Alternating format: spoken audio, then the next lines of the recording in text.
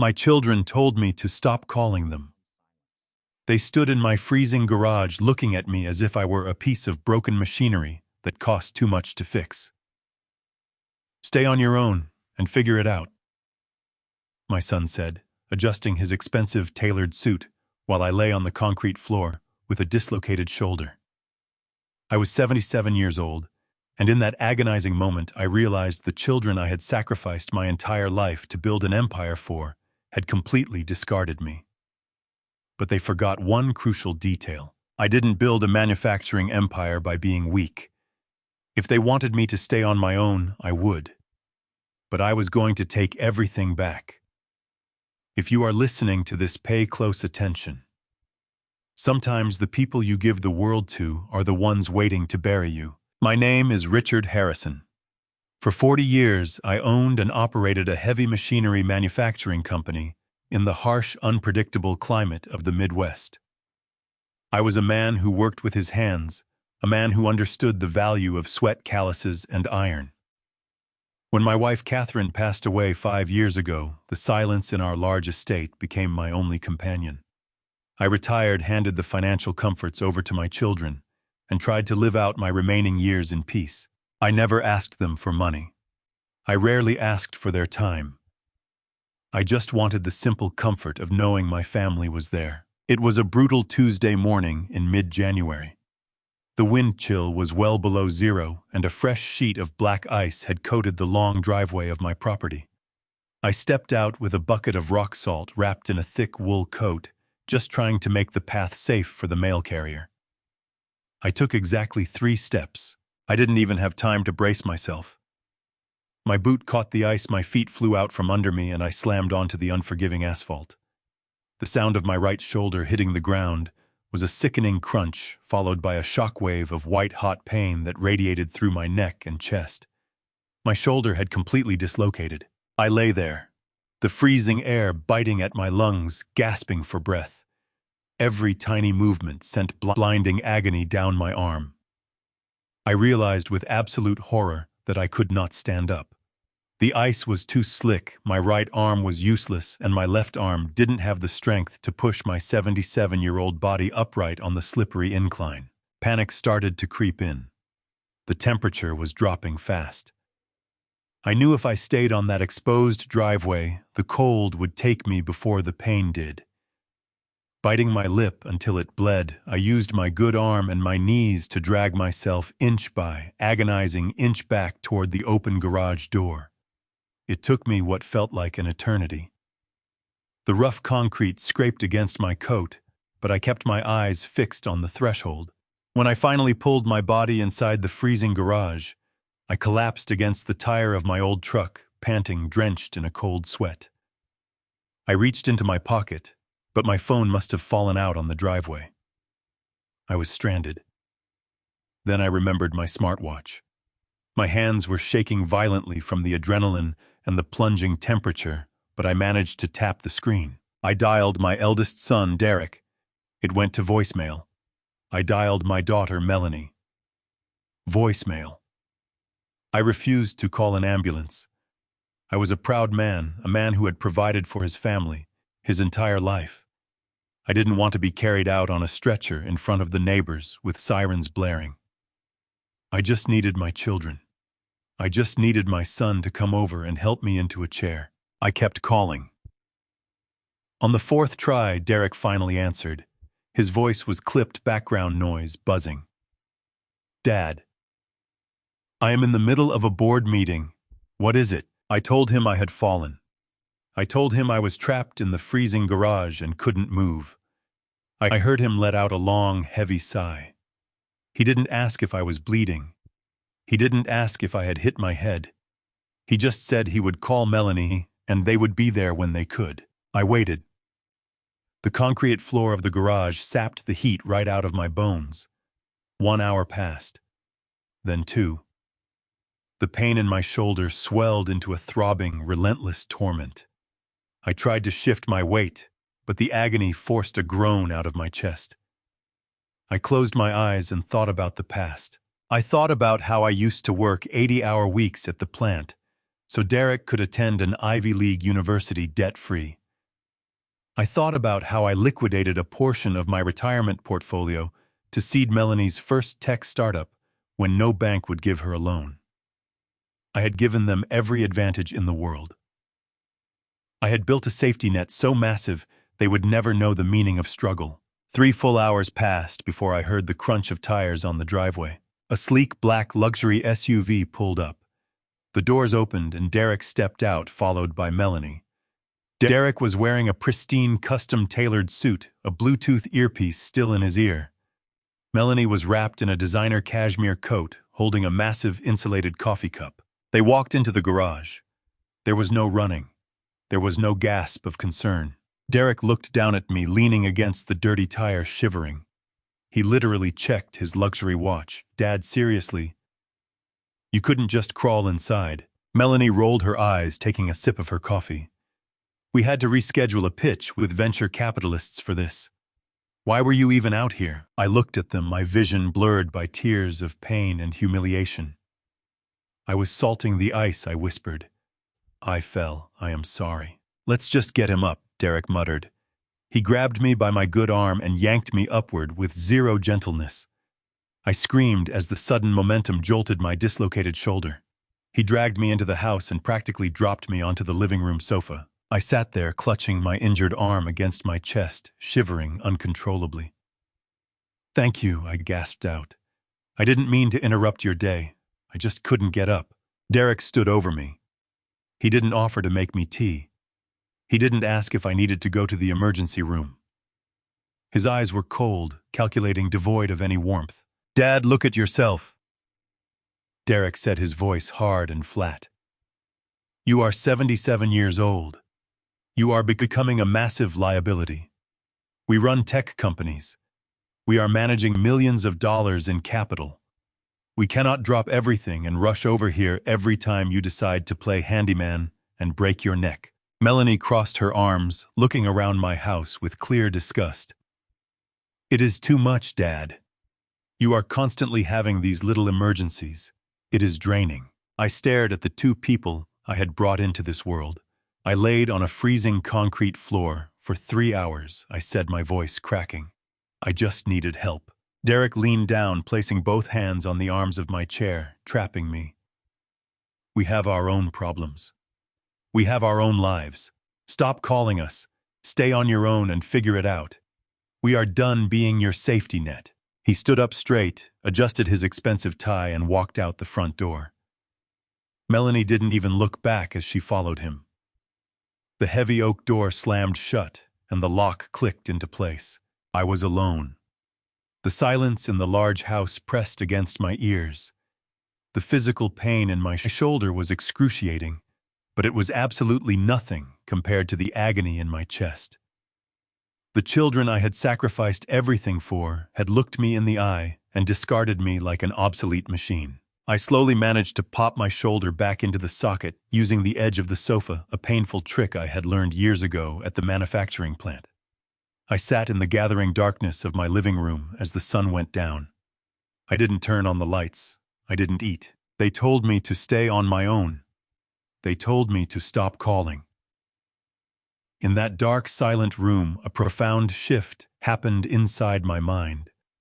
The grieving, lonely father died, and the ruthless, meticulous businessman who had built an empire from nothing woke up. I decided right then and there. I would give them exactly what they asked for. I would stop calling them. But they were about to realize that discarding me was the most expensive mistake of their lives. I sat in the heavy silence of my living room for hours after Derek and Melanie left. The darkness settled around me, cold and absolute. The pain in my shoulder was a sharp, burning reminder of my own vulnerability. I had built heavy machinery with my bare hands for 4 decades. I knew how leverage operated. Gritting my teeth against a wave of nausea, I braced my arm against the sturdy oak frame of the sofa. I took a deep, ragged breath, closed my eyes, and threw my weight forward. The joint popped back into its socket with a sickening thud. I cried out, followed by a rush of hot, agonizing relief. I spent the rest of the night sitting perfectly still in my armchair, waiting for dawn. I did not sleep at all. My mind raced through the memories of raising my children, wondering where I had failed them so deeply that they could leave their injured father alone in the freezing winter. I watched the shadows stretch across the vaulted ceiling, mapping the quiet emptiness of the home Catherine and I had built.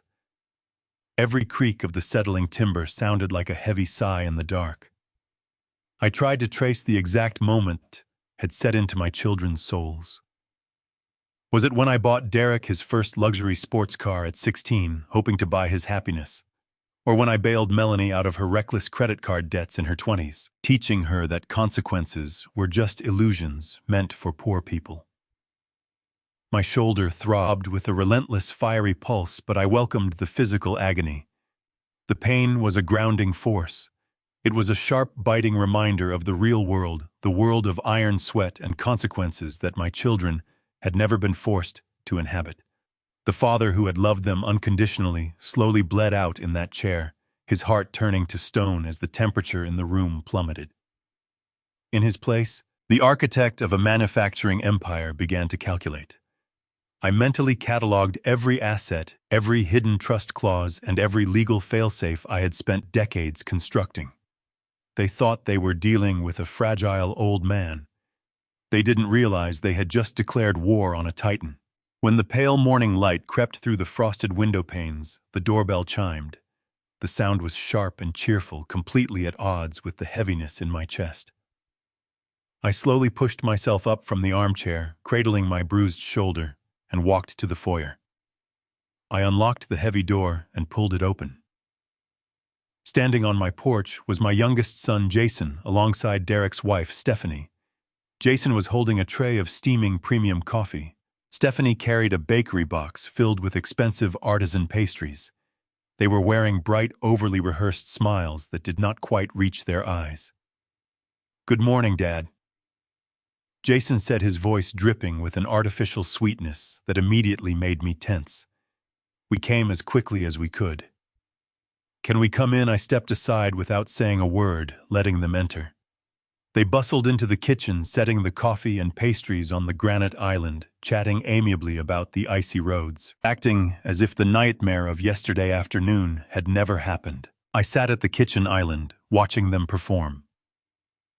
Stephanie poured me a cup of black coffee, sliding it across the counter with a look of deep, manufactured sympathy. "Richard." She began, her tone soft and placating. "We are so incredibly sorry about what happened yesterday. Derek and Melanie feel absolutely terrible. They are sick with guilt." Jason nodded vigorously. "Dad, you have to understand the pressure they are under right now. Derek's company is in the middle of a massive corporate merger. He has not slept in 3 days. Melanie is dealing with a major supply chain crisis at her firm. They were overwhelmed, exhausted, and they lashed out.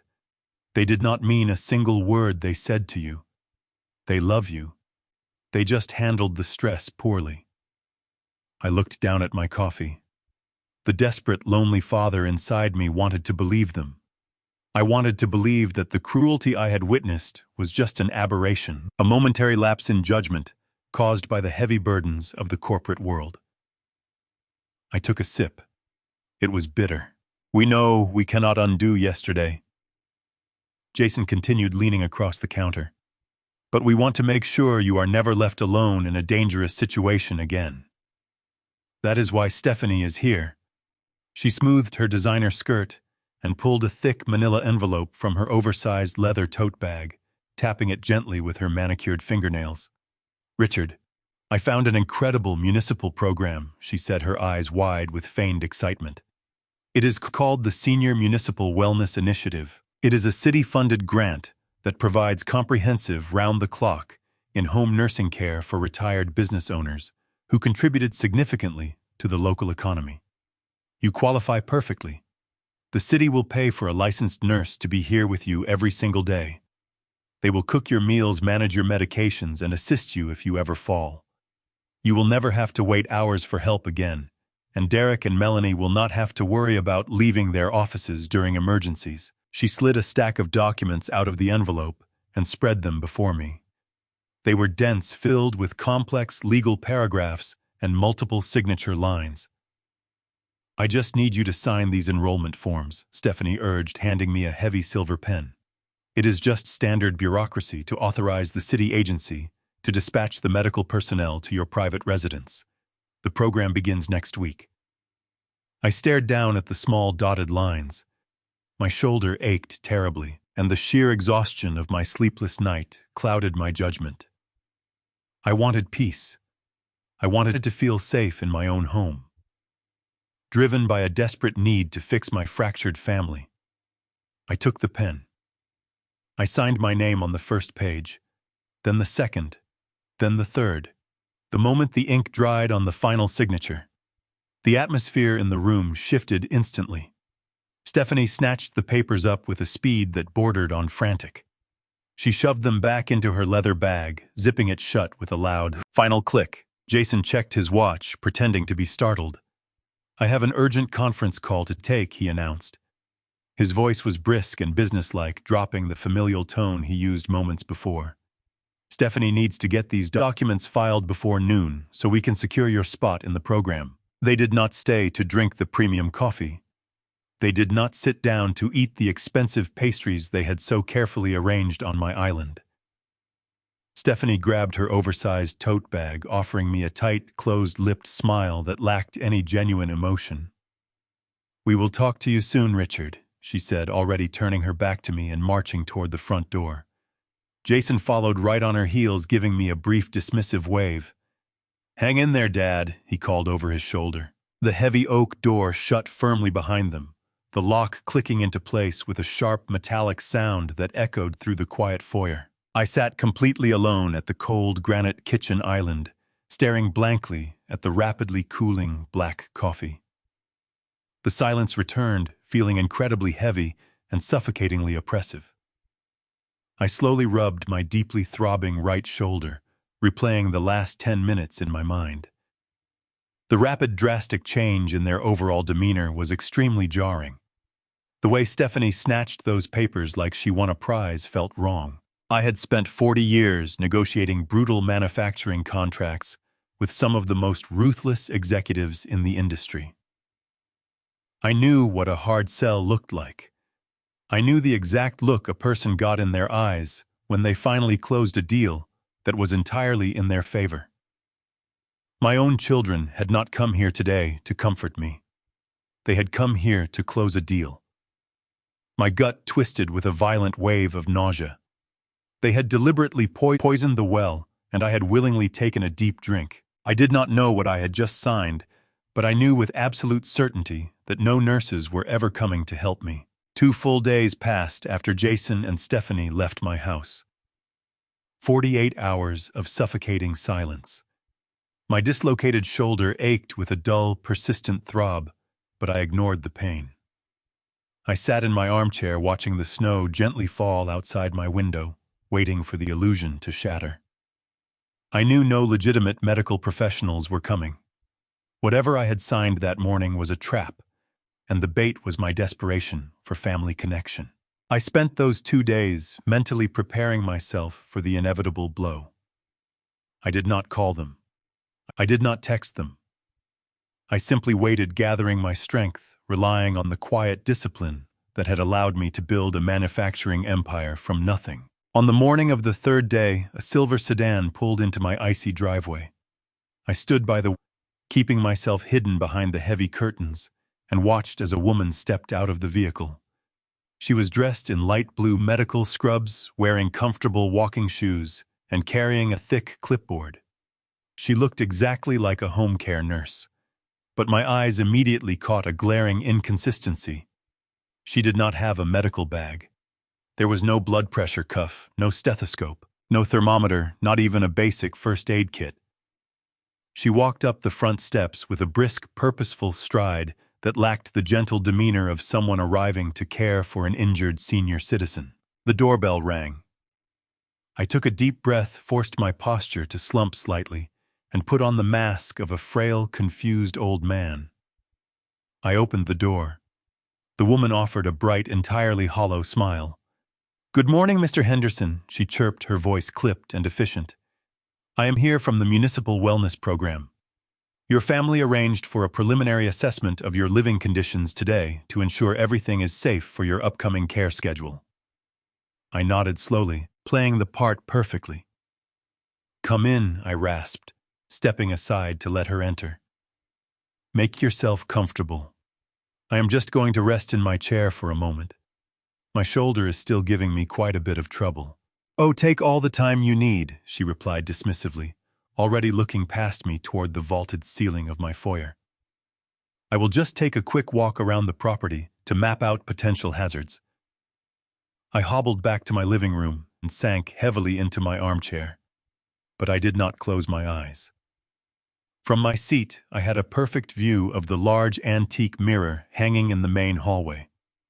The mirror gave me a clear, unobstructed line of sight into the dining room, the kitchen, and the rear exit leading to my backyard. I sat perfectly still, holding my breath, and watched her reflection carefully. The woman in scrubs did not check the height of my kitchen counters. She did not look at the slippery tiles in the bathroom. She did not inspect the rugs for tripping hazards. Instead, she pulled a sleek metallic device from her pocket. It was a professional-grade laser measurement tool. She stood in the center of my dining room, pointed the red laser beam at the ceiling, and recorded the distance on her clipboard. She then moved to the large, load-bearing wall that separated the kitchen from the living area, measuring its exact width and thickness. This was not a safety inspection. This was a structural appraisal. I watched in mounting horror and fascination as she moved to the grand oak staircase in the center of the house. She pulled out a high-resolution camera and began taking detailed photographs. She photographed the crown molding, the structural support beams, and the hardwood floors. She was calculating the square footage and the salvageable materials. After finishing inside, she opened the back door and stepped out into the freezing cold yard. I slowly pushed myself up from my armchair, my heart pounding a steady rhythmic beat against my ribs. I walked silently down the hallway, keeping my footsteps light, and followed her out the back door. She was standing near the large wooden barn at the edge of my 5-acre property. The barn was an original structure built over 80 years ago, resting on a deep concrete foundation. She was measuring the exact distance between the barn and the main road access. I had spent 40 years of my life manufacturing heavy construction equipment. I had worked alongside architects, civil engineers, and demolition crews. I knew exactly what they did before bringing in the bulldozers to level a property. This woman was mapping out a demolition grid. She was calculating the exact entry points for heavy excavation machinery. I stepped off the porch and walked across the snow-covered grass, deliberately stepping heavily so the snow crunched beneath my boots. She jumped slightly, startled by my sudden appearance, and quickly shoved the laser tool back into the deep pocket of her scrubs. "What are you doing out here, Mr. Henderson?" she asked, her voice tight with sudden nervousness. "It is freezing. You should be resting inside." I crossed my arms, ignoring the sharp spike of pain in my shoulder. "I just wanted to see what kind of medical assessment requires measuring the foundation of an 80-year-old barn," I said, keeping my tone perfectly mild, but laced with a subtle edge of authority. Her eyes darted toward her car, then back to me. She offered another fake, placating smile. "We just have to be extremely thorough," she stammered, gripping her clipboard tightly against her chest. "We are assessing the entire property for wheelchair accessibility. If you ever need to use a mobility device, we need to know exactly how much space is available for paved ramps and clear pathways. We even check the outbuildings to ensure you have full access to your entire estate. It is just standard city protocol to ensure your total safety." I stared at her. Wheelchair accessibility. It was a pathetic, insulting lie. You do not need to measure the structural load-bearing capacity of a wall to build a wheelchair ramp. You do not need to photograph the support beams of a roof to install a safety rail. But I did not call her out on the lie. I did not raise my voice or accuse her of trespassing. I simply nodded, acting as though her ridiculous explanation made perfect sense to my senile brain. "Oh, I see," I murmured softly. "That is very thoughtful of the city. Thank you for your hard work. I will go back inside now and get out of your way. As I turned around, a gust of freezing winter wind swept across the yard. It caught the top edge of the thick papers clipped to her board, flipping the top page over for just a fraction of a second. But a fraction of a second was all I needed. Printed boldly at the very top of the official letterhead, stamped right above the structural layout of my home, was a distinct corporate logo. It was a stylized black mountain peak accompanied by sharp typography. I recognized that blue logo immediately. It did not belong to a municipal wellness program. It belonged to Apex Commercial Development. They were a ruthless real estate firm. I stood perfectly still by the living room window as the silver sedan backed out of my driveway. Apex Commercial Development. The name echoed in my mind like a slow drumbeat of betrayal. I knew exactly who they were. They were notorious in our county for buying residential plots, tearing down historic family homes, and erecting massive luxury condominium complexes. They did not employ nurses. They employed demolition crews. The municipal wellness program was a complete fabrication.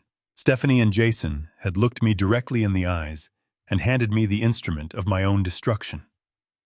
I had not signed medical authorizations. I had signed something terrifyingly permanent, and I desperately needed to know exactly what it was. I needed proof. I needed to act with the precise surgical calculation that had defined my 40 years in the heavy manufacturing business. I refused to let them strip away everything I worked hard to build. I would uncover their hidden agenda before their final move. 2 days later, the perfect opportunity presented itself. It was a late Saturday morning, and the winter sun was casting pale shadows across the kitchen floor. Jason arrived unannounced for what he enthusiastically called a friendly weekend check-in. He walked into my house carrying a bag of groceries and his sleek silver iPad, acting like the devoted son performing his filial duties. He dropped his tablet next to the fruit bowl and began narrating his busy morning. I played my role flawlessly. I hobbled over to the coffee maker, rubbing my shoulder with a dramatic wince, and offered him a warm smile. "Thank you for coming by, Jason," I said, making my voice sound significantly weaker. "My memory has been a little foggy lately. I hope the city nurse can keep track of my appointments." As I slowly poured him a cup of coffee, his cell phone began to vibrate violently in his jacket pocket. He pulled it out, glanced at the caller identification, and his posture stiffened. "It is Derek," he muttered, looking visibly annoyed. "We are dealing with a massive issue at the office. I need to take this, Dad. It is highly confidential." Without waiting for my response, Jason turned around, slid open the glass patio door, and stepped out into the freezing backyard to take his private call. He pulled the heavy glass door shut behind him to block out the sound. He was so distracted by the incoming crisis that he made a fatal amateur mistake. He left his silver iPad unlocked on my kitchen counter. I did not hesitate for a single second.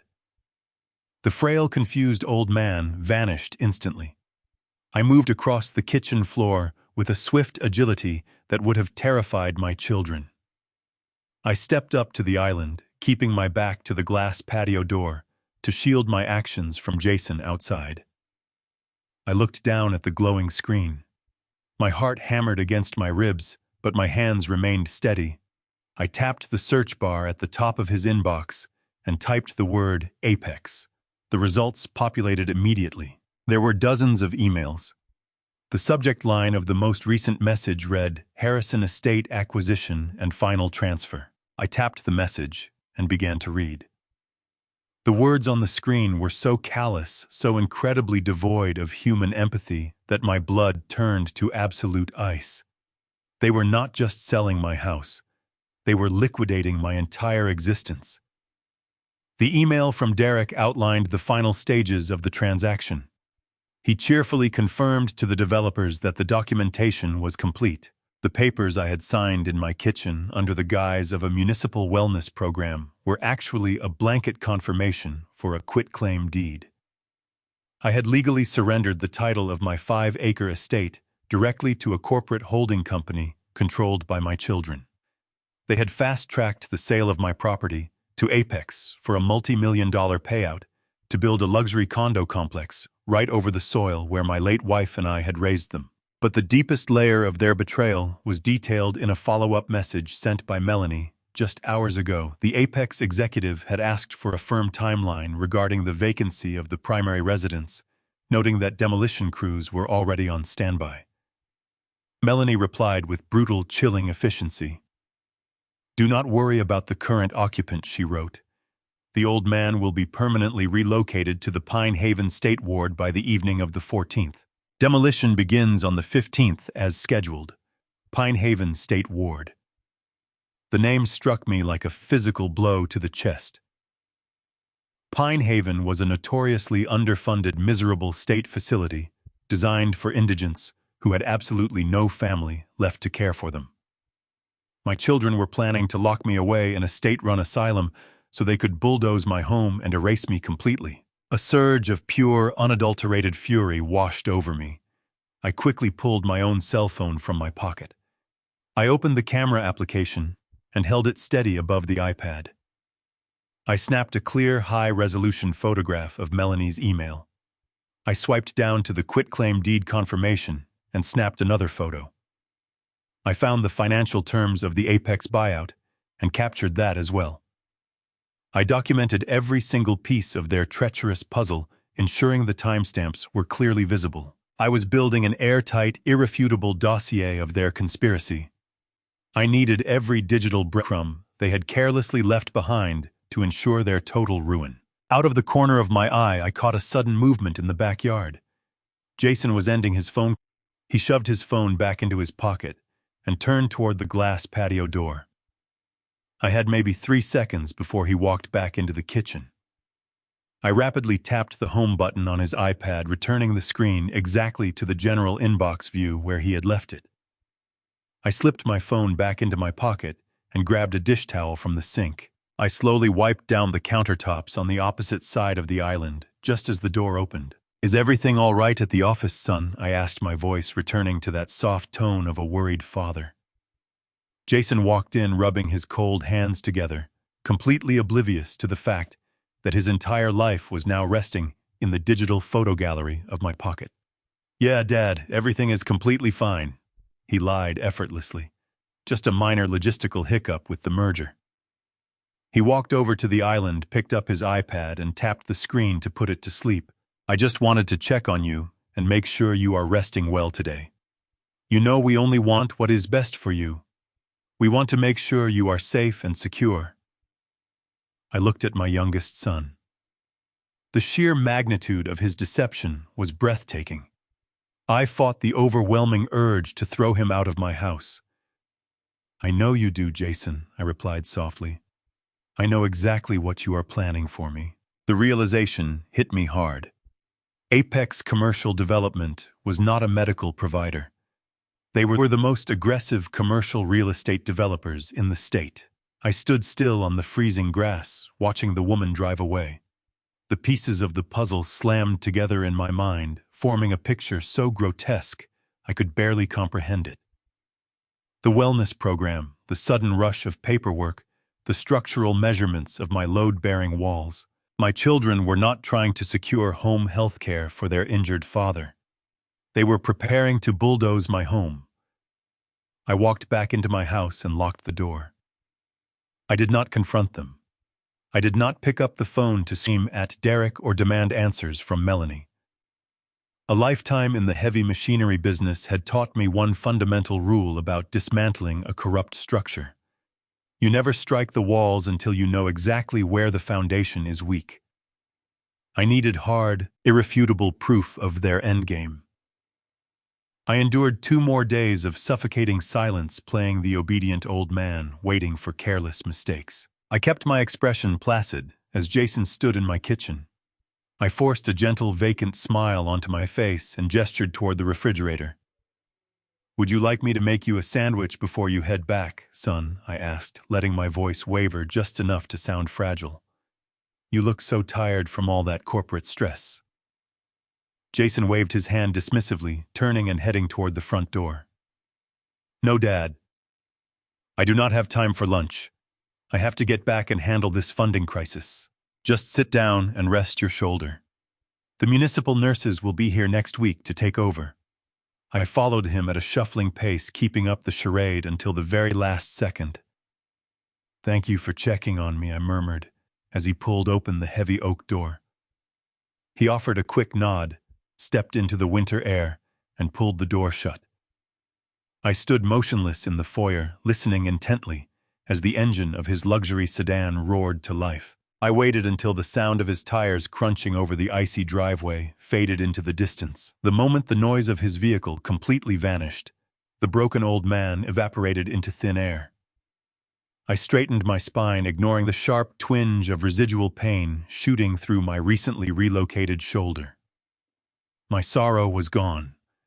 The heavy weight of parental grief had been burned away, replaced by a cold, meticulously calculated fury. I did not shed a single tear. Crying was a useless waste of energy that I could not afford to expend. I walked with purposeful strides down the hallway and entered my private study.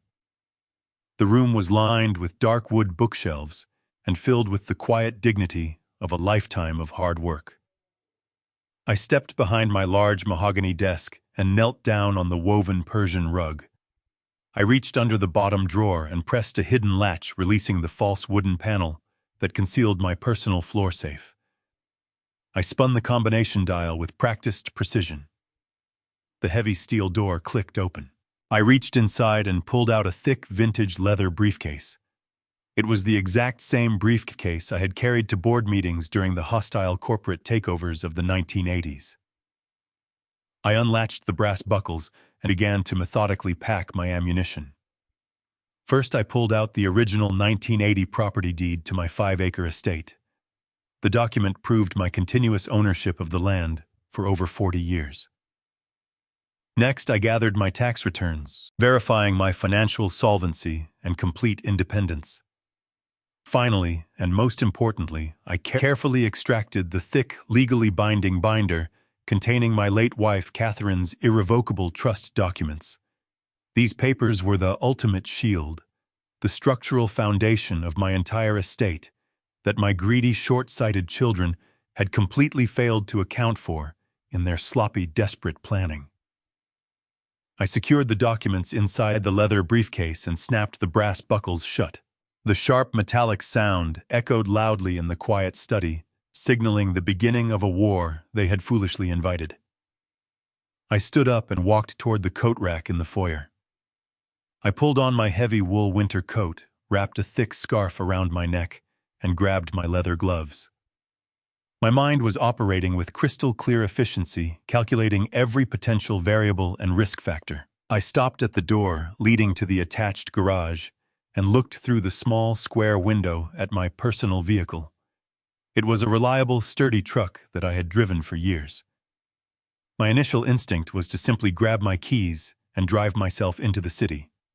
But the ruthless businessman inside me immediately vetoed the idea. If Jason and Derek were coordinating a multi-million-dollar real estate acquisition and actively plotting to commit me to a state-funded asylum, they were certainly not leaving anything to chance. They were terrified of losing their fraudulent bridge loan. Desperate people took extreme paranoid measures. It was highly probable that they had already installed a hidden global positioning tracker on the undercarriage of my truck to monitor my movements and ensure I did not leave the property before their scheduled demolition date. I could not risk alerting them to my sudden departure. I needed to move like a ghost, completely undetected. I turned away from the garage door and walked back to the kitchen counter. I pulled the prepaid burner phone from my pocket, grateful that I had maintained a habit of keeping untraceable communication active. I dialed the number for the private town car service based outside of my immediate county limits. A polite dispatcher answered on the second ring. I requested an unmarked black sedan to pick me up at the end of my street, specifically instructing them not to pull directly into my driveway. I paid for the service using an old corporate credit card that my children had absolutely no knowledge of or access to. I grabbed my leather briefcase, locked the front door securely behind me, and walked briskly down the icy sidewalk to the designated meeting point. The freezing winter wind bit aggressively at my cheeks, but I barely registered the dropping temperature. My entire physical being was propelled forward by pure, unadulterated determination. 10 minutes later, a sleek, tinted black sedan pulled smoothly up to the curb. The driver stepped out, opened the rear door for me, and respectfully asked for my destination. "Take me directly to downtown Chicago," I instructed, sliding onto the heated leather seat and placing my briefcase firmly on my lap. "The Caldwell Building on West Wacker Drive." The driver nodded, silently closed my door, and merged seamlessly onto the highway.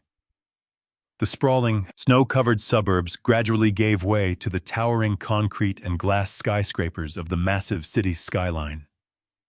I stared out the tinted window, mentally preparing myself for the impending battle. I was going to see Victor Mitchell. Victor was not just a lawyer. He was a ruthless, deeply intimidating corporate bulldog who had served as my company's primary legal counsel for 2 decades before my retirement. He was a man who thrived on complex litigation and corporate warfare. Victor had systematically dismantled aggressive competitors and defended my manufacturing empire against vicious, hostile takeovers with a terrifying level of precision. He possessed a legal mind sharper than broken glass and a complete lack of patience for fools. My children had grown up seeing Victor at our family barbecues, but they had only ever known the polite, charming guest. They had absolutely no idea what kind of monster he became inside a courtroom. When the town car finally pulled up to the curb outside the imposing modern glass architecture of the Caldwell Building, I handed the driver a generous cash tip and stepped out onto the bustling city sidewalk. The freezing wind whipped through the towering skyscrapers, but I felt a tremendous surge of power radiating through my veins. I gripped the handle of my vintage leather briefcase tightly in my good hand, walked through the heavy revolving doors of the grand lobby, and marched directly toward the private executive elevators. The elevator doors opened to Caldwell and Associates. The receptionist immediately recognized me and guided me to the corner office. Victor was sitting behind his mahogany desk, his sharp gray eyes missing nothing. He stood up. We skipped the pleasantries. I walked to his desk, unlatched my briefcase, and pulled out my phone. I slid it toward him. "Look at this, Victor," I said, my voice calm, masking the betrayal inside my chest. Victor picked up the phone and scanned the photographs. He read the emails between my children and Apex Commercial Development, noting the timeline for my forced commitment and the scheduled demolition. He did not gasp. A cold, predatory focus settled over his features. He pulled out a secure laptop and began typing. "Richard," he murmured, his fingers flying across the keyboard. "Apex does not waste time negotiating acquisitions unless the title transfer is guaranteed. If your children promise a clean demolition by the 15th, they are hiding massive financial liabilities. Greedy people do not move with this frantic speed unless they run out of time." I sat opposite his desk. "Find the liability." "Victor," I instructed. "Find out exactly why my children are trying to bury me alive." For 45 minutes, the only sound was the clicking of his keyboard. He accessed secure databases, pulling tax filings to cross-reference my children's technology company. I sat in silence, watching the skyline, preparing to hear the worst. Finally, Victor stopped typing. He leaned back in his executive chair, took off his glasses, and rubbed the bridge of his nose. He looked at me with an expression mixing professional respect and personal sorrow. "Richard," Victor began, lowering his voice, "your children are bankrupt. Their startup has not generated a single dollar of profit in 3 years. They have been running a shell game to maintain their lavish lifestyles, paying for luxury cars and expensive vacations, using maxed-out corporate credit lines. They are drowning in debt." I absorbed the information without flinching. "So they are selling my 5-acre estate to cover their business losses," I stated, clarifying the exact parameters of their desperate scheme. "It is infinitely worse than covering losses," Victor replied, turning the laptop screen. 6 months ago, Derek and Melanie realized their company was going to fail. Instead of declaring bankruptcy, they gambled. They took out a massive high-interest predatory bridge loan from a ruthless private equity firm. We are talking about $6 million in short-term debt. The loan dictates a balloon payment that must be satisfied in full by the end of this fiscal quarter. I frowned, leaning forward to examine the financial documents. How did a failing tech company secure a $6 million bridge loan, I asked, identifying the logical flaw. No legitimate underwriter would approve massive capital transfers without collateral. They did not use their company as collateral. Richard Victor said, his tone growing dangerously sharp. They used your estate. The air in the room suddenly felt incredibly thin. I stared at the lawyer, struggling to process the sheer audacity of his statement. That is completely impossible, I argued, keeping my voice steady. My entire estate, including the land, the house, and my portfolios, are locked tightly inside the Harrison Legacy Trust. My children do not have legal authority to leverage my property. Victor pulled up another document. It was a scanned copy of a legal contract bearing a signature remarkably similar to mine. They did not use the corporate trust, Richard.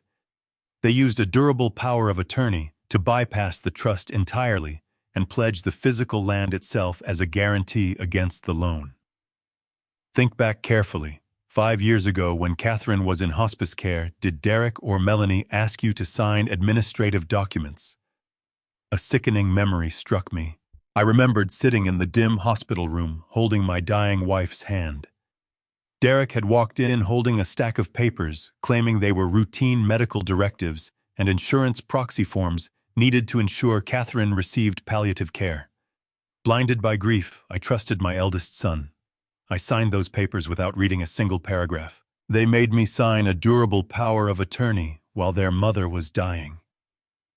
I whispered, the true depth of their sociopathic betrayal finally washing over me. Yes, Victor confirmed grimly. They kept that document hidden for 5 years, waiting to exploit it. When their company started failing, they used that specific power of attorney to illegally pledge your 5-acre estate as the sole collateral for their $6 million bridge loan. The private equity firm accepted the terms because the land your house sits on is independently appraised at nearly $8 million for commercial development. I closed my eyes, piecing the timeline together. The fraudulent loan.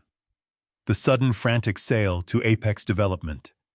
The fake municipal home nurses. It all formed a perfect, truly terrifying circle of criminal desperation. If they do not sell your property to Apex Development by the 15th, Victor continued, they will officially default on the bridge loan. The private equity firm will immediately initiate foreclosure proceedings, but more importantly, the subsequent financial audit will expose the fact that they acquired the loan using a fraudulently obtained power of attorney. They are not just looking at a corporate bankruptcy, Richard. They are looking at federal indictments for massive bank fraud and elder exploitation. If that sale does not go through, Derek, Melanie, and Jason are going to federal prison. I sat in the quiet executive office, letting the silence stretch between us. My children had constructed an elaborate multi-million-dollar house of cards, and they placed me at the bottom, fully expecting me to be crushed when it collapsed. They had fundamentally underestimated the man who raised them. They had forgotten that I spent my entire life building things made of iron and steel, and I knew exactly how to tear things down. I looked at Victor. His gray eyes locked onto mine, waiting for my instruction. The grief was gone, replaced by a cold, unstoppable purpose. They built a trap, Victor, I said. Time to lock the front doors. Victor leaned back in his leather chair. The environmental injunction acts like a concrete wall, he said, when Apex Commercial runs the title through their compliance check. Monday morning, the federal lock will trigger. The sale will be permanently frozen. Your children will miss the required balloon payment on their fraudulent $6 million bridge loan. The private equity firm will gut their assets, and the bank fraud investigation will handle the rest. You won, Richard. They are utterly finished. I sat across from him, looking out the massive windows at the skyline. Victory felt remarkably low when the enemies you were actively destroying were the very people you had once taught how to walk. I did not feel any joyous triumph. I felt only a cold, mechanical necessity. They had not just tried to steal my money. They had tried to strip away my dignity. They looked at their own father bleeding on a freezing garage floor and maliciously decided I was disposable garbage. Stopping their real estate deal was simply defensive. It was a necessary shield to protect my estate from their greed. But I did not come to downtown Chicago just to buy a shield. I came here to buy a sword. Victor, I said, keeping my tone level. Bankrupting them through a defaulted loan is a magnificent start. It legally ensures they can never touch my legacy, but it does not provide the closure I require. They still possess the arrogant delusion that they are untouchable titans of the technology industry. I want to completely dismantle the false illusion they hide behind. I want them to understand the exact level of power they provoked. Victor raised an intrigued eyebrow. "What exactly do you have in mind right now, Richard?" he asked. I reached down to my leather briefcase. I lifted a heavy black corporate binder onto the polished mahogany desk and slid it smoothly across the surface until it rested directly in front of Victor. "Before you open that file, pull up the corporate registry for my children's technology startup," I instructed calmly. "Find the exact physical address of their primary corporate headquarters in the city." Victor opened a new browser tab on his laptop. He typed rapidly. "Here it is," he confirmed, reading the screen. "They currently operate out of a premium commercial suite located right in the heart of the financial district. They occupy the entire top floor of the prestigious building on West Monroe Street. The monthly overhead for a commercial lease in that specific building must be truly astronomical, especially for a struggling tech startup that has not generated a single dollar of profit in 3 years. I offered a humorless smile. "It is incredibly astronomical, Victor. It costs them exactly $45,000 every single month just to keep the lights turned on and the front doors open. I know this particular detail to be a verifiable fact because I am the person who sets their rental price." Victor stopped moving. His hands froze while hovering directly over his computer keyboard. He slowly lowered his gaze to the heavy black binder resting peacefully on his desk. He looked back up at me, his sharp gray eyes wide with a sudden profound realization.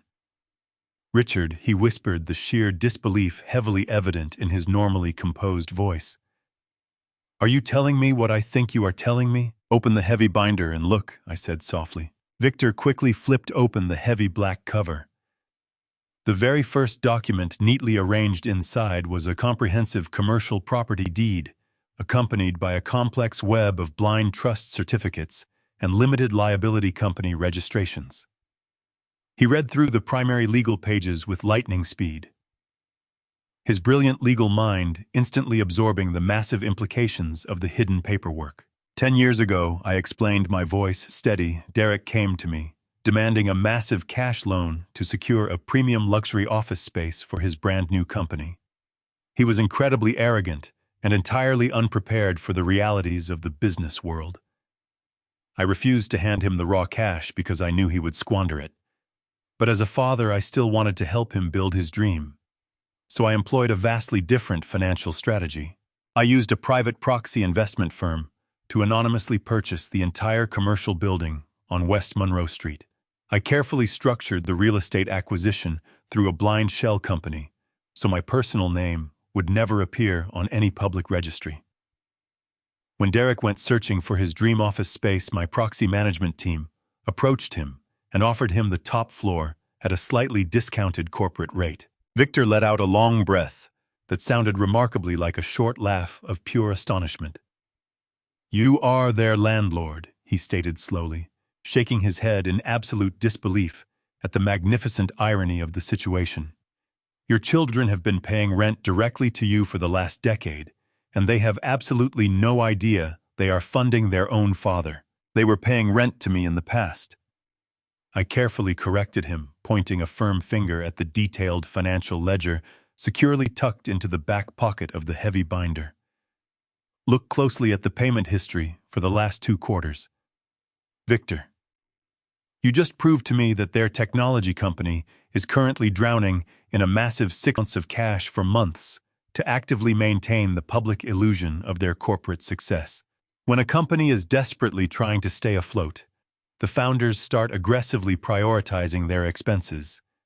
They pay their core vendors, they pay their critical staff members, but they inevitably choose to delay the massive overhead costs like their commercial rent. Victor pulled the ledger out and scanned the accounting columns. He let out a low whistle of surprise. They completely missed their rental payment last month, he observed, tracing the line. And they have not submitted their scheduled payment for the current month either. They are exactly 60 days in arrears as of yesterday. According to the ironclad commercial lease agreement my proxy firm drafted 10 years ago, I continued emphasizing every word, a commercial tenant who falls exactly 60 days behind on their required rental payments is considered to be an immediate, irreconcilable breach of contract. The landlord possesses the absolute legal right to unilaterally terminate the lease without offering any mandatory grace period or warning. The predatory bridge loan they signed will definitely destroy their personal finances, I said, leaning forward, so Victor could clearly see the absolute finality burning in my eyes. But this specific commercial lease agreement gives us the immediate legal power to walk straight into their corporate sanctuary and permanently lock the doors.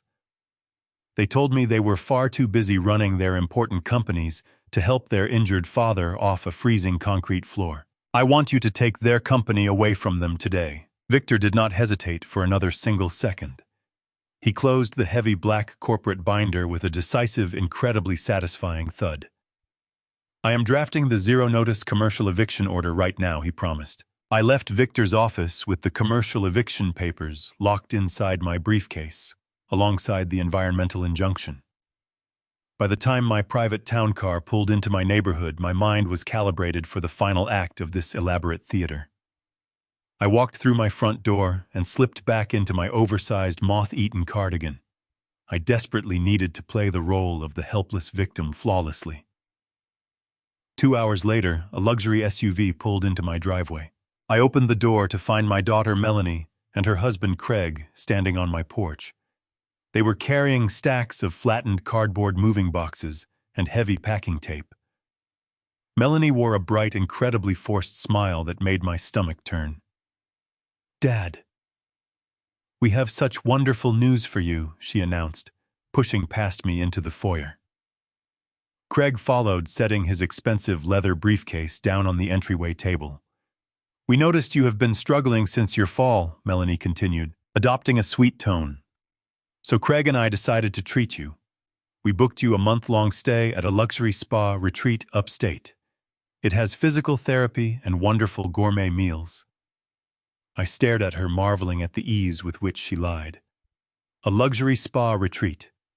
That was their new euphemism for the Pine Haven State Ward. "That sounds expensive, Melanie," I replied, making my voice tremble with fake gratitude. "Why the trip?" Craig clapped his hands together, stepping into the living room. "Because we are going to remodel your kitchen to make it safer, Richard. The construction dust will be terrible for your lungs. You need to be out of the house while the contractors work.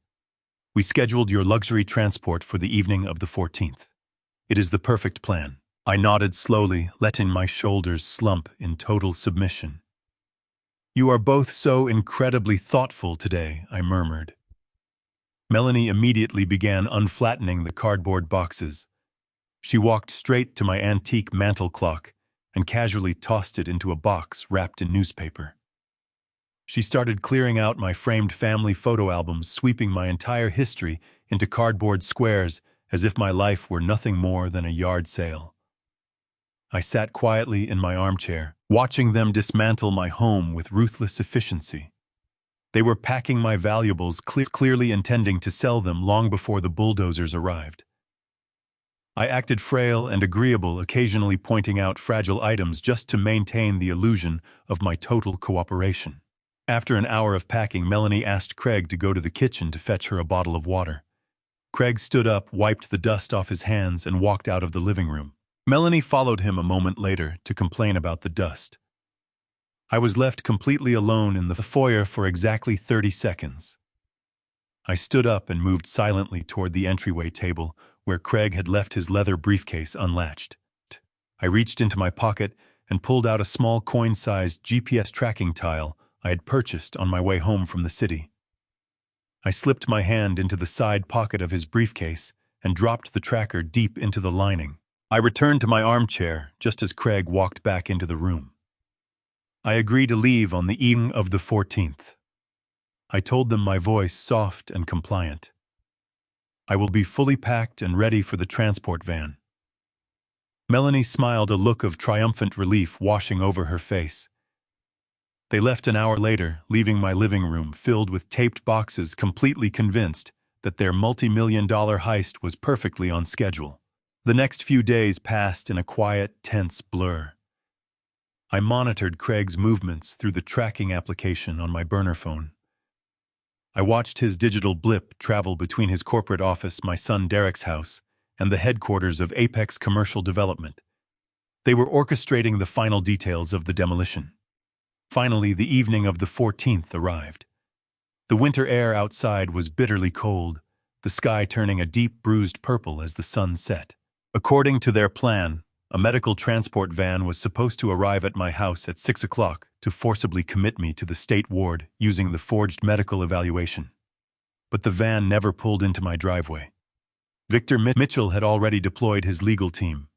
He intercepted the medical transport company an hour before their scheduled arrival. Victor presented them with the verified revocation of the power of attorney and a stern warning of federal kidnapping charges if they proceeded. The transport company immediately canceled the pickup. Victor then paid a substantial cash sum to the corrupt dispatcher to send an automated confirmation message to Derek stating that the patient had been successfully relocated and processed into the facility. My children believed the deed was done. They believed I was sitting in a permanently locked, sterile room, heavily medicated and completely stripped of my human rights. But I was not in a state ward. It was exactly 11 o'clock at night on the 14th. The large house was quiet. I was comfortably sitting in my dimly lit living room, perfectly fine, surrounded by their packed cardboard boxes. Exactly at midnight, the darkness of my street was broken by the powerful hum of heavy engines. I stood up and walked to the front window. 3 unmarked black SUVs rolled up my driveway in a synchronized formation. The vehicles halted, and the doors opened in unison. 8 armed, licensed private security contractors stepped out into the freezing night. This was Titan Executive Security. They were elite corporate protectors, men who handled high-threat asset defense. They moved with absolute military precision. 2 men immediately walked to the heavy iron gates at the entrance of my property, pulling thick steel chains through the bars and locking them with heavy-duty padlocks. 4 other guards fanned out, securing all the property lines, standing like dark statues against the snow-covered perimeter. The lead contractor, a towering man named Briggs, walked up to my front porch and gave me a single crisp nod through the glass. The fortress was entirely secure. Nobody was getting in, and nobody was touching my land. I stepped away from the window and walked into my master bedroom. I reached up and slowly unbuttoned the moth-eaten cardigan I had been wearing all week. I let the costume of the helpless, senile victim fall to the floor. I opened my cedar closet and pulled out a garment bag I had not touched since my retirement.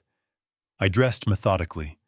I put on a crisp white shirt, a silver silk tie, and a sharp $3,000 charcoal-tailored suit I used to wear to hostile board meetings. I carefully adjusted my cuffs and smoothed the lapels. I walked over to the mahogany bar in my study, grabbed a crystal glass, and poured myself a generous measure of aged scotch. I walked back into the living room, sat down in my leather armchair, facing the large front window, took a slow sip of the burning amber liquid, and waited for the dawn. The winter morning broke over the sprawling 5-acre estate with a bitter, biting chill. The snow on the ground looked like a pristine white sheet, perfectly undisturbed, except for the heavy footprints of my private security detail patrolling the perimeter. I remained in my leather armchair, perfectly still, my eyes fixed on the long, winding driveway that led to the main road. The heavy iron gates stood completely shut, wrapped in thick steel chains. I placed my empty crystal glass on the side table and checked my watch. It was nearing 8 o'clock in the morning. The 15th of January had officially arrived. The day my children had scheduled my complete erasure from the world. Right on cue. A deep rhythmic rumbling echoed through the crisp winter air.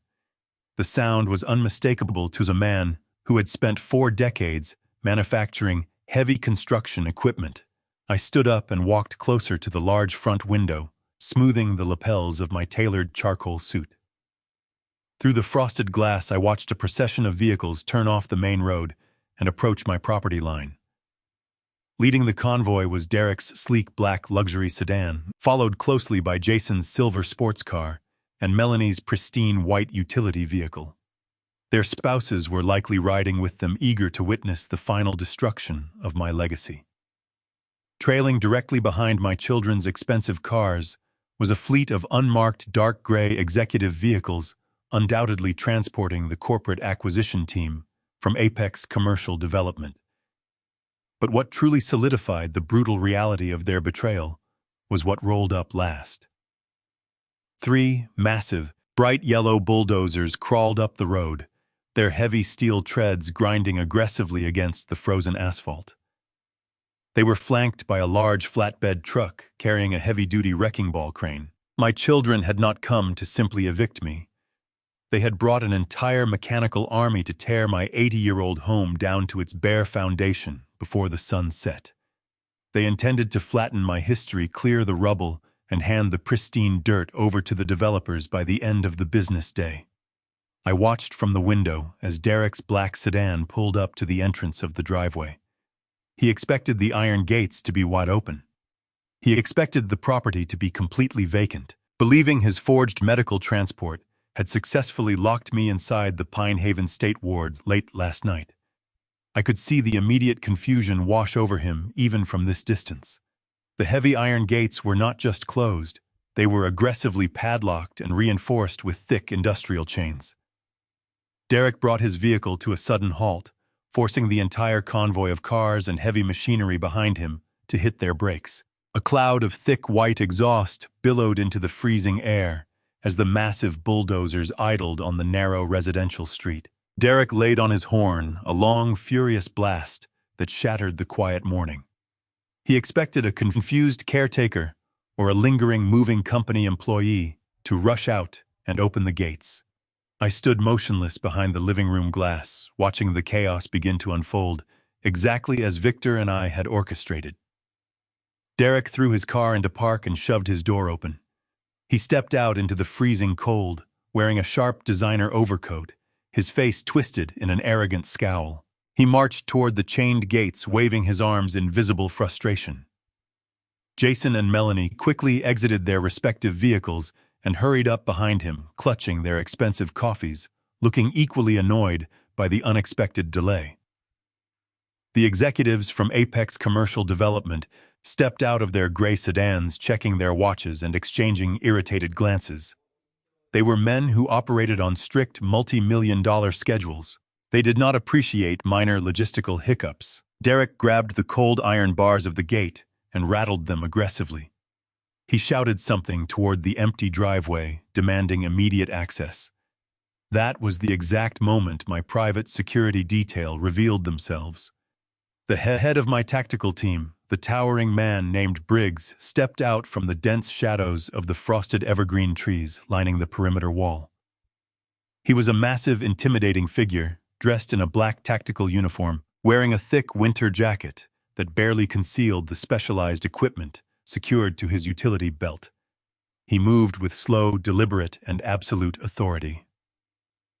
2 more heavily armed licensed private security contractors stepped out from the opposite side of the driveway, flanking Briggs in a perfect, impenetrable defensive formation.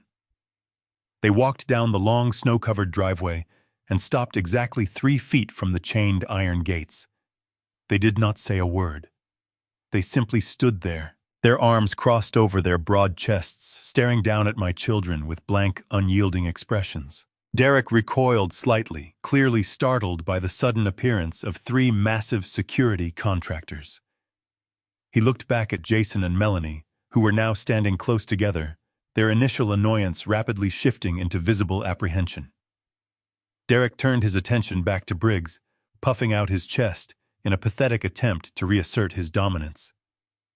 "Who are you people?" Derek demanded, his voice carrying clearly through the crisp winter air and penetrating the thick glass of my living room window. "What are you doing on my property? Open these gates immediately. We have a scheduled demolition crew waiting on the street, and you are obstructing a multi-million-dollar commercial development project." Briggs did not flinch.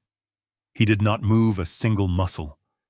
He simply stared at Derek with the kind of cold, professional detachment reserved for minor nuisances. "This property is currently under a total security lockdown," Briggs stated, his deep, gravelly voice projecting absolute finality. "No unauthorized personnel are permitted past these gates under any circumstances. I suggest you turn your vehicles around and clear the public roadway before I contact the local authorities to have you cited for disturbing the peace and blocking a residential thoroughfare." Derek's face flushed a deep, furious shade of crimson. He gripped the iron bars tighter, leaning his face closer to the metal. "You listen to me very carefully." Derek spat, his voice rising to a frantic, commanding shout. "I am the legal owner of this entire estate. I hold a fully executed, legally binding, durable power of attorney for Richard Harrison. I have the absolute legal authority to authorize full access to this land. You are trespassing on my property, and if you do not remove those chains right now, I will have the police arrest every single one of you for criminal obstruction." Jason stepped up beside his brother, nodding in vigorous agreement. "We possess the quitclaim deed," Jason added, trying to sound intimidating, but failing miserably. "The transaction was finalized on Friday. This land belongs to our corporate holding company. The developers standing right behind us own the immediate demolition rights. You are going to cost yourselves a massive lawsuit if you do not let those bulldozers through the gates this instant." Melanie chimed in from the back, wrapping her cashmere coat tighter around her shivering frame. "Just cut the chains, Derek," she complained loudly. "We do not have time to argue with rented security guards. The venture capital firm needs confirmation that the demolition has commenced by 9 o'clock, or they are going to pull our bridge loan extension." The executives from Apex Development began walking up the driveway toward the gate, demanding an immediate explanation for the sudden delay. The drivers of the massive yellow bulldozers revved their heavy diesel engines, sending thick plumes of black smoke into the freezing gray sky. It was time. The stage was perfectly set. The audience was gathered and the actors had spoken. I turned away from the large front window and walked slowly toward the heavy oak door in the foyer. I paused in the foyer, allowing myself one final moment of absolute stillness before the storm broke. The antique grandfather clock in the corner ticked with a heavy rhythmic resonance, counting down the last remaining seconds of my children's false reality. I caught my reflection in the large hall mirror. I didn't see an obsolete piece of machinery waiting to be discarded. The $3,000 charcoal suit hung perfectly on my frame, functioning as armor forged from decades of hostile negotiations and corporate warfare. I adjusted my silver silk tie, my hands completely steady, devoid of the pathetic tremors that had plagued me on the garage floor. Outside, the cacophony of their impatience was reaching a fever pitch. I could hear Derek's muffled, frantic shouts carrying over the aggressive, idle roaring of the yellow bulldozers. They were completely blinded by their greed, entirely focused on the dirt beneath my house, rather than the man who owned it. They had arrived expecting a slaughter, as bringing a mechanical army to level my history. It was time to show them that I was not the prey.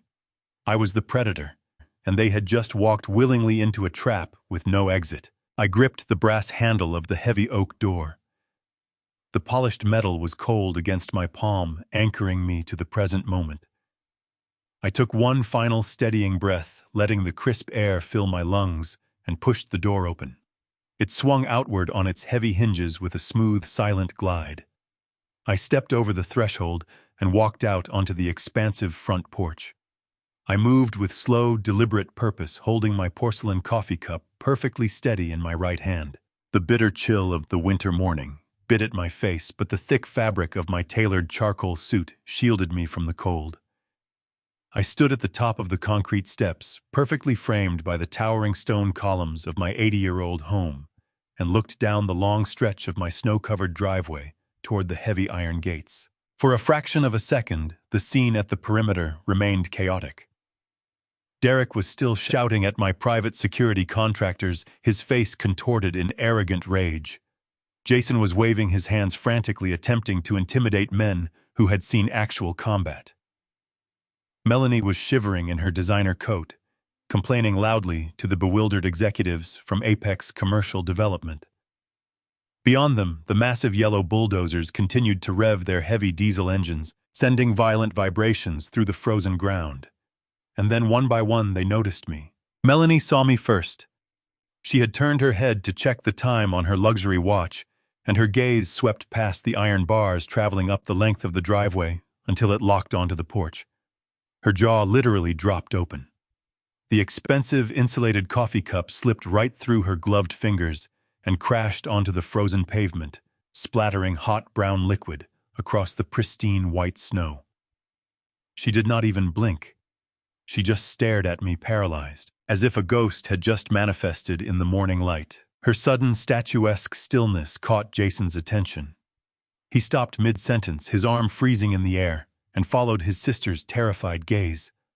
All the false bravado instantly drained from his face, leaving behind a pale, sickly mask of absolute horror. Derek was the last to realize what was happening. He was still aggressively rattling the heavy steel chains, binding the gates, screaming threats of legal action at my head of security. Briggs did not respond to the shouting. Instead, the giant tactical contractor simply shifted his stance, stepping slightly to the side, and nodded his head toward the house. Derek huffed in frustration, turned his head, and finally looked up at the front porch. The profound look of absolute, unadulterated terror that washed over my eldest son's face is something I will never forget for the rest of my life. He physically recoiled, stumbling backward onto the icy street, as if he had been struck by a violent physical blow.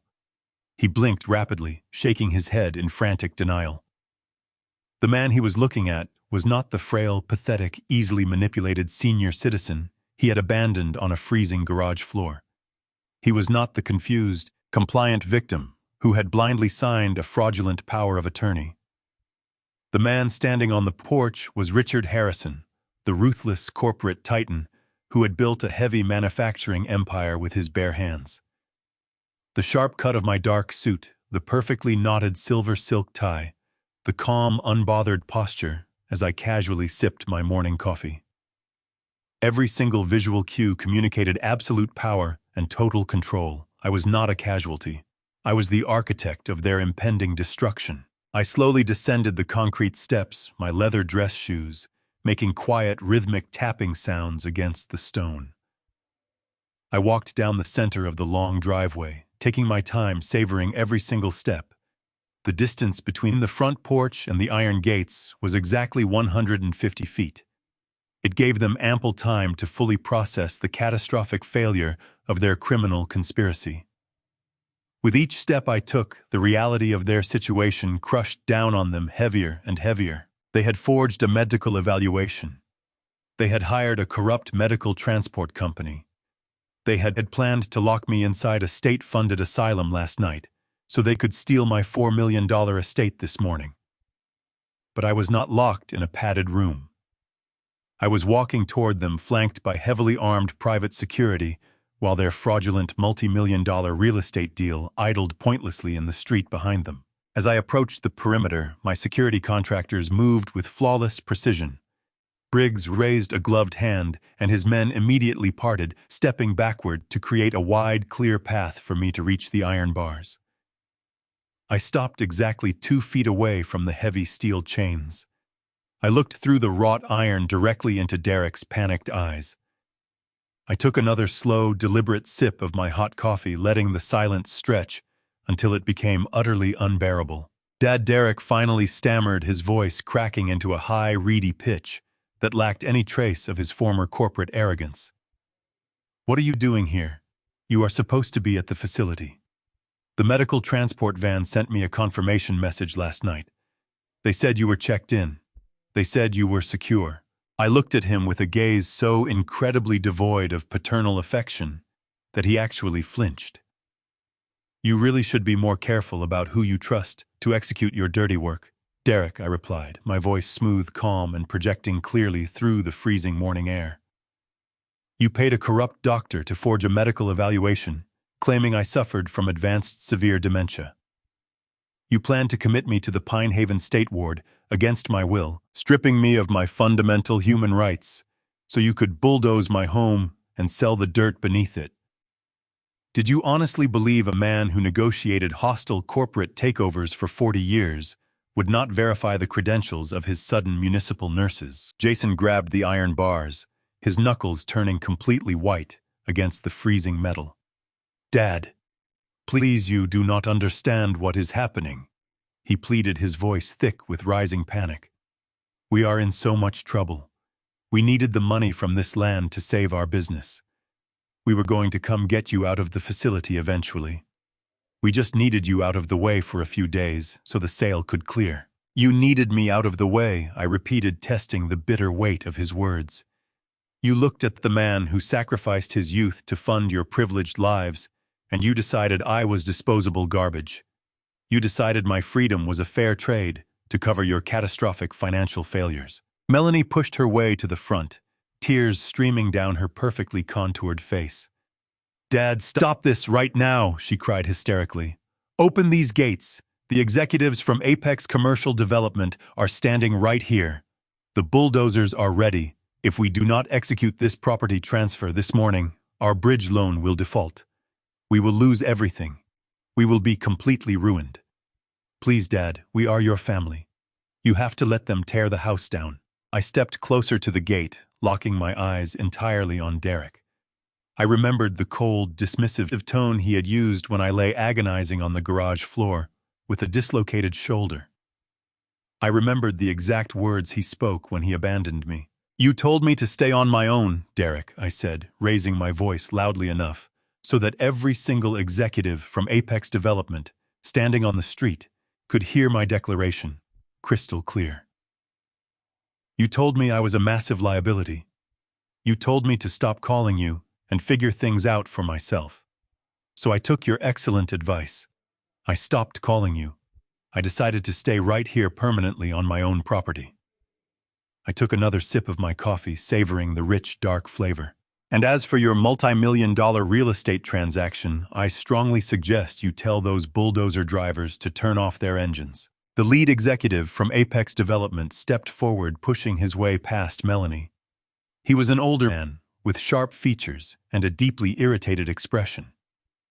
"Excuse me, sir," the executive demanded, looking at me through the iron bars. "Who exactly are you, and why are you obstructing a legally binding commercial demolition? We hold the official quitclaim deed for this entire 5-acre estate. We purchased this land from your children's corporate holding company. We have the legal right to clear this property today." I shifted my gaze to the aggressive developer. I offered him a cold, pitying smile. "You do not hold a valid deed to anything," I informed him plainly. "My children sold you a worthless piece of paper. They initiated a fraudulent property transfer using a manipulated durable power of attorney.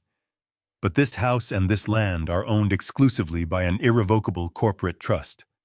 I am the supreme director of that trust, and I never authorized the sale of my estate. Your multi-million-dollar acquisition is a complete criminal fabrication." The Apex executive turned pale. He whipped his head around and glared at Derek with a look of absolute homicidal fury. "You promised us a clean title," the executive roared, his voice echoing off the surrounding houses. "You swore you had full legal authority to liquidate this property. Are you telling me we just wired millions of dollars based on a fraudulent power of attorney? Derek shrank back, raising his hands defensively. No, wait, please, we can fix this, Derek begged, his eyes darting frantically between the furious developer and my calm face. The power of attorney is durable. It gives me full financial control. The county clerk processed the initial paperwork on Friday. It is legal. I swear it is legal. It was legal on Friday, I corrected him, my voice cutting through his pathetic lies like a newly sharpened blade. But it became entirely void when my attorney filed the official revocation 4 days ago. You have absolutely no legal authority over me, Derek. You have no authority over my trust, and you certainly have no authority to sell the ground I am standing on. I watched the devastating reality of the situation finally crush them completely. Melanie pushed her way to the front of the group, her face contorted into a mask of desperate, shrieking rage. She pointed a trembling, manicured finger directly at my face through the gaps in the cold iron gate. You are lying, she screamed, her voice shrill and echoing loudly down the quiet residential street. You are just a confused old man trying to ruin everything because you are bitter. We filed the quitclaim deed with the county clerk on Friday afternoon. The transaction is completely finished. The corporate holding company owns this entire 5-acre estate. You do not own a single blade of grass on this property anymore. You are trespassing on our land, and I will have these security guards arrested immediately. Derek desperately grasped onto his sister's frantic denial. He turned toward the lead executive from Apex Commercial Development, vigorously nodding his head. She is absolutely right, Derek insisted. My father is not of sound mind. He is just saying these things to stall the demolition. We hold the fully executed deed. The property transfer is permanently finalized in the county system. You have full legal clearance to tear this structure down right now. Order your men to break these chains. I looked at my children, marveling at the profound depths of their ignorance. They had spent their entire adult lives relying on my money, but they never bothered to learn how I managed my assets. I reached inside the breast pocket of my tailored charcoal suit and withdrew a sealed manila envelope. I held it up between 2 gloved fingers, letting the morning sun reflect off the official seals stamped across the cover. I stepped right up to the wrought iron gate, closing the distance until I was standing only inches away from the lead developer. I extended my arm and smoothly slid the heavy envelope through the narrow gap between the metal bars. I highly suggest you read the contents of this specific file before you order your heavy machinery to move another inch onto this soil, I advised him, my tone perfectly, even and terrifyingly calm. If one of those massive bulldozer treads crosses my property line, your commercial development firm will face immediate catastrophic federal sanctions. The developer hesitated for a fraction of a second, his eyes darting suspiciously from the envelope to my calm face. He snatched the manila folder from my hand and quickly ripped open the top seal. He pulled out the stack of heavily vetted legal documents. I watched his eyes scan the bold, capitalized letters printed across the primary page. It was an expedited, blind federal environmental injunction.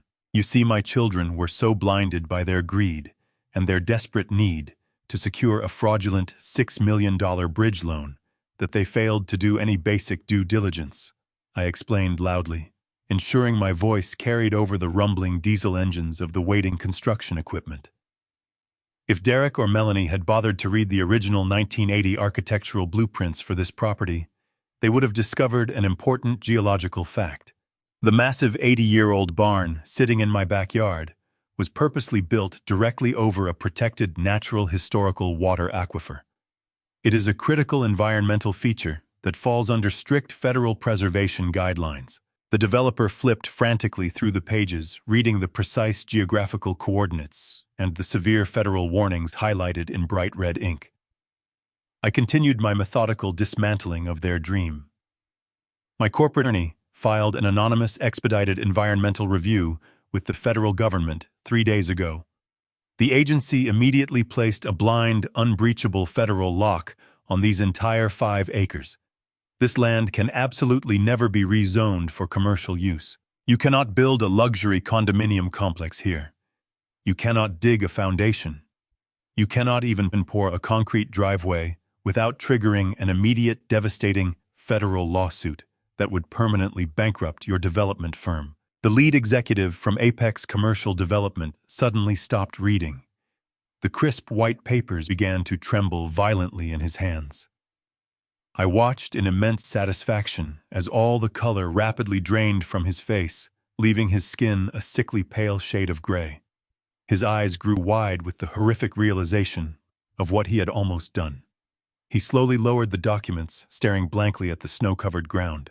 The multi-million-dollar acquisition he had staked his professional reputation on was completely worthless. The dirt he had purchased was federally protected, completely useless for any form of commercial development. He had been sold an incredibly expensive lie. The executive slowly turned his head toward my eldest son. The transition from pale shock to absolute unhinged fury was instantaneous. "You arrogant, lying piece of garbage!" The developer roared, his voice cracking like a whip across the freezing morning air. He aggressively shoved the thick stack of federal injunction papers directly into Derek's chest, forcing my son to stumble backward onto the icy pavement. "You told my board of directors that you had conducted a comprehensive environmental survey. You swore to us in writing that this land was completely clear for immediate commercial excavation. You committed massive, undeniable corporate fraud to push this sale through our compliance department." Derek frantically fumbled with the scattered papers, his eyes wide with rising panic. "No, wait, please listen to me," he begged, his voice trembling uncontrollably. "I did not know about the underground aquifer. I swear I did not know anything about a federal environmental lock. We can hire private surveyors. We can challenge the injunction in court. We just need a little more time to clear the zoning restrictions." "You do not have any more time," the developer screamed, stepping aggressively into Derek's personal space. His face flushed bright red with pure rage. "You deliberately manipulated a commercial real estate transaction, using a revoked power of attorney and hidden federal liabilities. My firm just wired $32 million into your corporate holding account based on fraudulent pretenses. We are going to freeze that entire transfer within the hour. Our corporate legal team is going to rip your technology startup into tiny little pieces, and then I am going to ensure you face criminal charges for wire fraud." Melanie let out a piercing, hysterical sob, burying her face into her husband Craig's shoulder.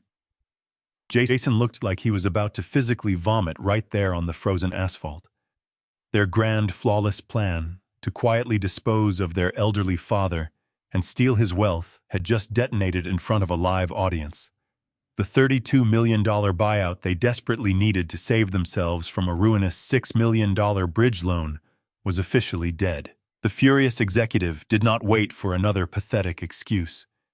He turned sharply on his heel, marching briskly away from the locked iron gates and my wall of private security contractors. He raised his arm high into the air and signaled violently to the foreman sitting in the lead yellow bulldozer. "Turn it around," the executive ordered, his voice booming with undeniable authority. "Pack up the heavy equipment and get this demolition crew off this residential street. This acquisition is permanently terminated. We are completely done here." The lead executive turned his back on my children and marched down the icy pavement toward his vehicle. The other developers followed in silence, sliding into their gray sedans and slamming the doors. A moment later, the massive yellow bulldozers began a clumsy mechanical retreat. Their thick steel treads ground heavily against the frozen asphalt as the drivers forced the machinery to reverse course. The chaotic symphony of roaring diesel engines faded down the street until it disappeared, leaving behind a terrifying quiet. I stood perfectly still on my side of the wrought iron gate, holding my coffee cup. I watched the devastating reality of the situation finally crush my children. Jason was the first to physically break. His legs gave out beneath him. He collapsed onto his knees on the frozen asphalt, his expensive trousers soaking up the melted snow. He grabbed fistfuls of his own hair, rocking back and forth. "We are ruined," Jason muttered repeatedly, his voice hollow. "The bridge loan is going to default. They are going to take everything we have. Melanie was hyperventilating, clutching her cashmere coat, as if trying to hold her own body together. She stared at the empty street where the developers had just been standing, her eyes wide with shock. Craig backed away, pulling out his phone with trembling hands, desperately trying to dial someone to save them from the impending financial massacre. But Derek did not collapse. He possessed a specific kind of narcissistic rage that blinded him to his own failures. He whipped his head around and locked his furious gaze on me. His face was a mottled red, the veins in his neck bulging aggressively.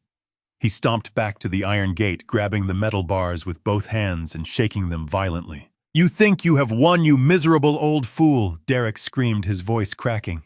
"You think you can sabotage a $32 million real estate deal and walk away unscathed. I am going to sue you for everything you are worth. I will drag you into civil court for tortious interference. I will file a lawsuit against your corporate trust for intentional obstruction of a legal property sale. I will bleed your accounts dry until you are begging me to put you in that state-funded asylum." I did not flinch. I did not take a single step backward. I took another slow sip of my coffee, letting the warmth soothe my throat. I looked into the eyes of my eldest son and saw nothing resembling family. I saw a desperate animal thrashing against the bars of a cage he had built with his own 2 hands. "You cannot sue a man for protecting his own property from a fraudulent transfer," Derek Russ replied calmly. "Your threats are completely empty. You have no legal standing, and you possess no capital to fund a civil litigation." Derek bared his teeth, wanting to rip the iron gate straight out of its concrete foundation. "I will find a way," he hissed viciously. "I will hire a dozen ruthless attorneys. I will bury you in legal fees. I will make sure you spend your final years sitting in a courtroom, watching me tear your legacy into tiny pieces." Just as Derek finished shouting, a sleek black luxury sedan turned smoothly onto my residential street. It glided past the spot where the bulldozers had been parked and pulled up gracefully right behind Derek's vehicle.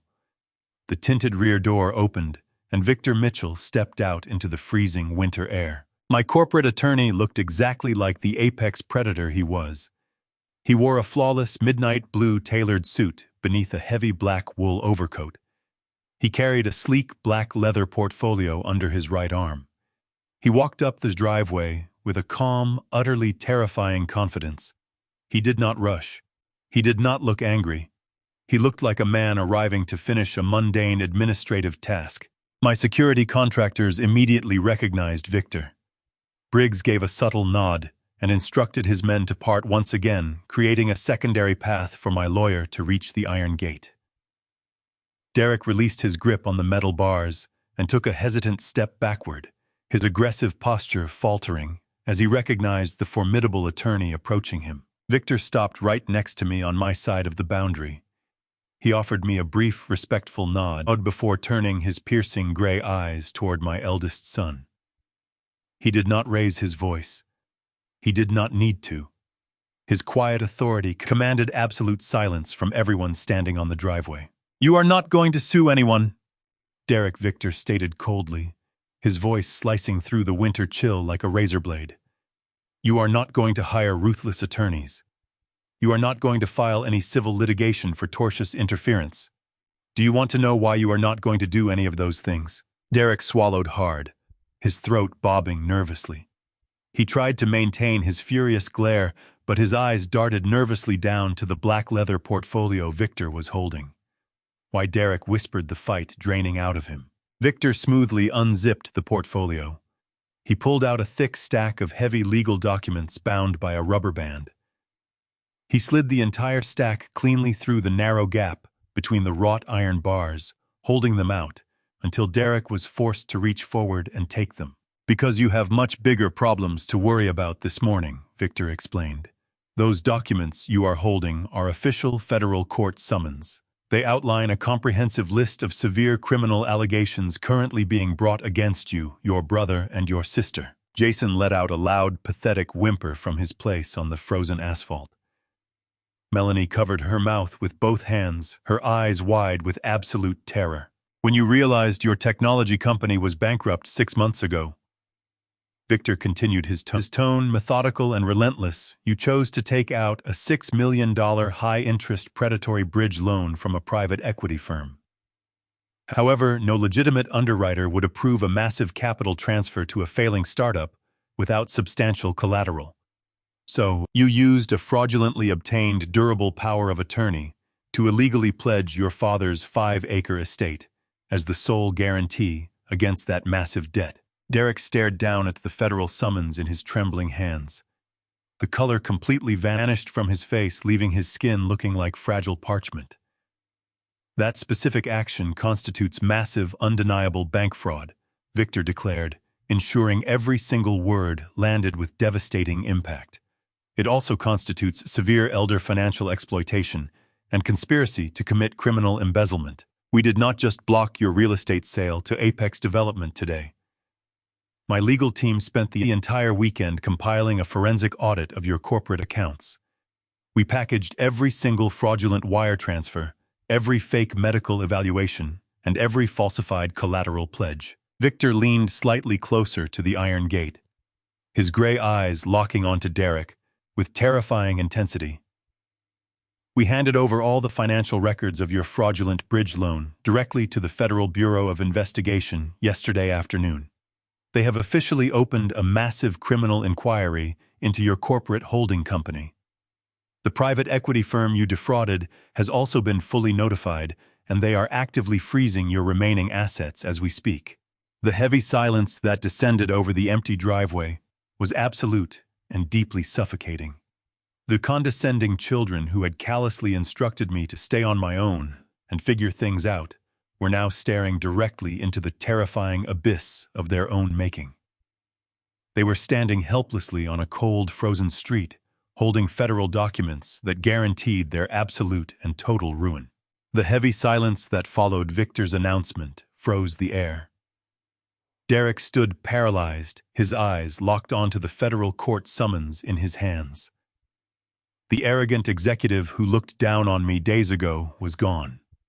In his place stood a broken man, realizing his empire was a fragile house of cards, and the wind had changed direction. Jason remained on his knees on the frozen asphalt. He wept openly, a pathetic gasping that echoed off my porch. He wrapped his arms around his chest, muttering apologies that meant nothing to me. Melanie stumbled forward, grabbing Derek by his overcoat, shaking him frantically as if trying to wake him. "Derek, do something," she shrieked, her voice cracking under her panic. "Tell the lawyer we can fix the loan. We cannot go to federal prison. I have children. You have to fix this right now." But Derek could not fix it. He slowly raised his heavy head and looked at me. The arrogant defiance had been scrubbed from his features, replaced by a sickeningly sweet pleading. He took a hesitant step toward the wrought iron gate, closing the distance until his face was inches from the metal bars. Dad, Derek whispered, his voice shaking. "Please, you have to help us. I know we made terrible mistakes. I know we treated you horribly, and I will spend my life making it up to you. But you are the only one who can stop this. Your corporate trust holds millions in liquid assets. You have the capital. You could write a check to satisfy the bridge loan. Just give us a loan, Dad. Just enough to clear the debt and keep us out of prison. We will pay you back with interest. I swear, we will do whatever you want. We are family. You cannot let us lose our company." Melanie pushed her way next to him, pressing her face against the cold iron. She reached through the gap, desperately trying to grasp my suit. "Please, Daddy," she sobbed, abandoning her corporate persona. "We built that startup from the ground up. It is our entire life. If the firm liquidates our assets and investigators freeze our accounts, we will have nothing left. You cannot let them take our company." I stood perfectly still, looking at the two people begging for professional survival. I did not move, nor did I reach out to take my daughter's hand. I observed them with the cold precision of a man evaluating a failed prototype. "You honestly want me to save your company," I said, my voice eerily calm, cutting through their sobbing. "You want me to dip into the trust fund your mother and I built over 40 years of labor to bail you out of a predatory loan. You invoke the word family begging for salvation just 3 days after you told me I was a liability. I took a deliberate step closer to the cold iron bars, ensuring my face was level with Derek's pale face. When I was lying on the freezing concrete floor of my garage with a dislocated shoulder, agonizing for 3 hours, you did not see family. You saw a burden. When you plotted with a corrupt doctor to declare me mentally incompetent and lock me in an asylum, you did not see family. You saw an obstacle standing between you and a massive payout. You wanted me to stop calling you. You demanded that I stay on my own and figure it out. And that is exactly what I did. Derek squeezed his eyes shut, tears spilling over his eyelashes. I am sorry, he choked out. I am so sorry. Just please, Dad, do not let them take our company. It is all we have. I turned my head, catching Victor's eye. My attorney gave a barely perceptible nod. The defensive shield had done its job, and it was time to swing the sword. I reached inside the breast pocket of my charcoal suit. I did not pull out a checkbook. I did not pull out a pen to sign away my wealth to save their hides. Instead, I withdrew a single folded document. It was printed on premium legal paper bearing the official seal of a commercial real estate management firm. I unfolded the document with agonizing deliberation. I held it up so the crisp morning sunlight illuminated the bold text at the top. Derek and Melanie stopped crying, their eyes darting to the paper, deeply confused by what they were seeing. You are standing here begging me to save your company, I said, my tone shifting to undeniable authority. But you are asking me to save something that no longer exists. You do not have a company anymore, Derek. Derek blinked, his confusion overriding his panic. What are you talking about? He stammered. Our startup is struggling, but we still hold the intellectual property and the server infrastructure.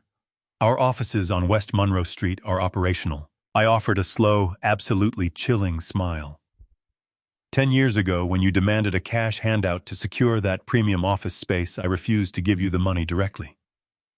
I knew you lacked the discipline to manage raw capital, but I still wanted to help you succeed. So I employed a proxy investment firm to anonymously purchase the entire commercial building on West Monroe Street. I structured the acquisition through a blind shell company, so my personal name would never appear on any public registry.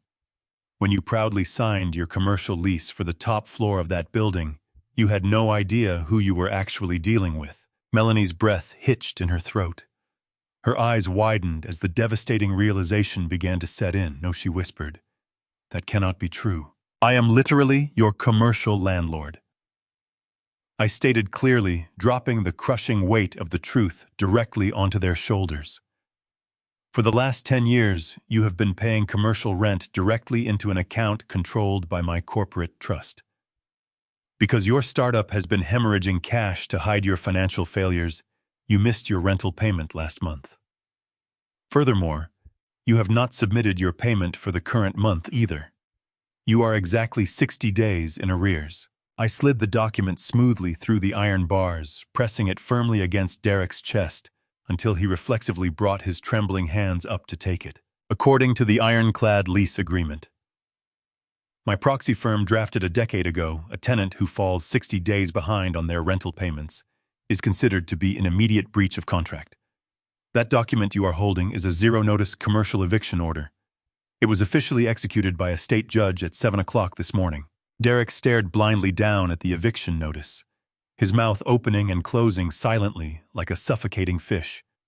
He could not comprehend the magnitude of the destruction I had just unleashed upon him. While you were driving here this morning to watch a demolition crew bulldoze my home, my private security team arrived at your corporate headquarters, I explained, delivering the final blow without a single ounce of mercy. They have already changed the locks on the primary doors. They have completely frozen your secure server rooms. They have legally seized every single computer, every piece of office furniture, and all the physical assets inside that suite as collateral for your unpaid rent. The private equity firm will take your personal wealth, the federal investigators will take your freedom, but I have personally taken your company. You are completely, utterly, and irrevocably bankrupt. The absolute finality of my words hung heavily in the freezing winter air, sealing their fate permanently. Jason let out an agonizing wail from the frozen pavement, burying his face in his freezing hands as his entire world collapsed into dust. Melanie stared at the eviction notice in Derek's shaking hands, her luxurious lifestyle vanishing before her very eyes. They had tried to discard me in a miserable state ward, stripping away my home and my dignity for a quick payday. Instead, they unwittingly walked directly into an inescapable legal slaughterhouse of their own design. I stood tall on my side of the iron gates, watching the total ruin of the children who had betrayed me, feeling a profound sense of justice finally settling deep within my weary bones. The freezing winter wind howled through the barren branches of the oak trees lining my driveway, but the sound was entirely drowned out by the agonizing wails of my youngest son. Jason remained crumpled on the icy asphalt, his expensive designer trousers soaking up the muddy slush. He wrapped his arms around his torso, rocking back and forth in a state of absolute unfiltered shock. The reality of his complete financial and professional destruction had finally bypassed his arrogance and struck him with the force of a moving freight train. He was weeping openly, large tears streaming down his flushed face, his breath coming in short, panicked gasps. Melanie stood frozen beside him, her perfectly manicured hands trembling violently as she stared at the zero-notice commercial eviction order clutched in Derek's hands. The luxurious lifestyle she had meticulously curated for her social circles was evaporating before her very eyes. She took a staggering step forward and grabbed the cold, wrought iron bars of the gate. Her knuckles turned bone white from the sheer force of her desperate grip. She pressed her tear-stained face against the metal, completely abandoning the poised, aloof corporate persona she had always worn like a protective suit of armor.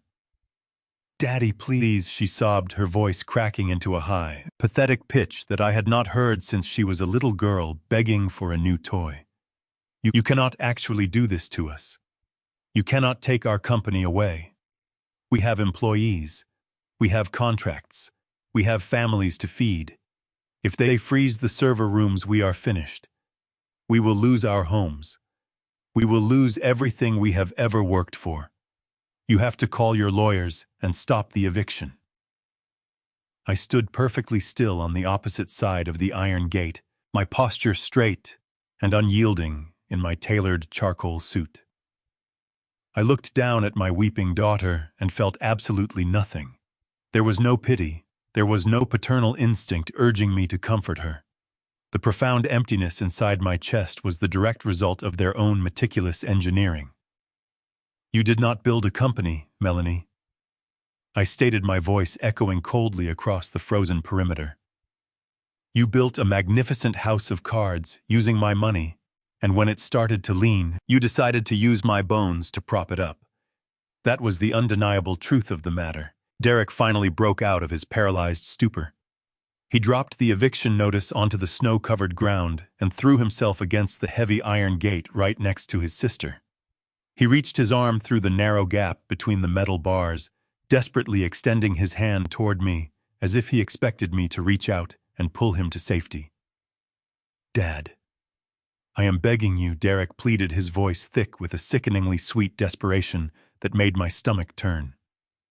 "I know we made terrible choices. I know we lost our way. We got so caught up in the pressure of the tech industry that we forgot what truly mattered. But we are your children.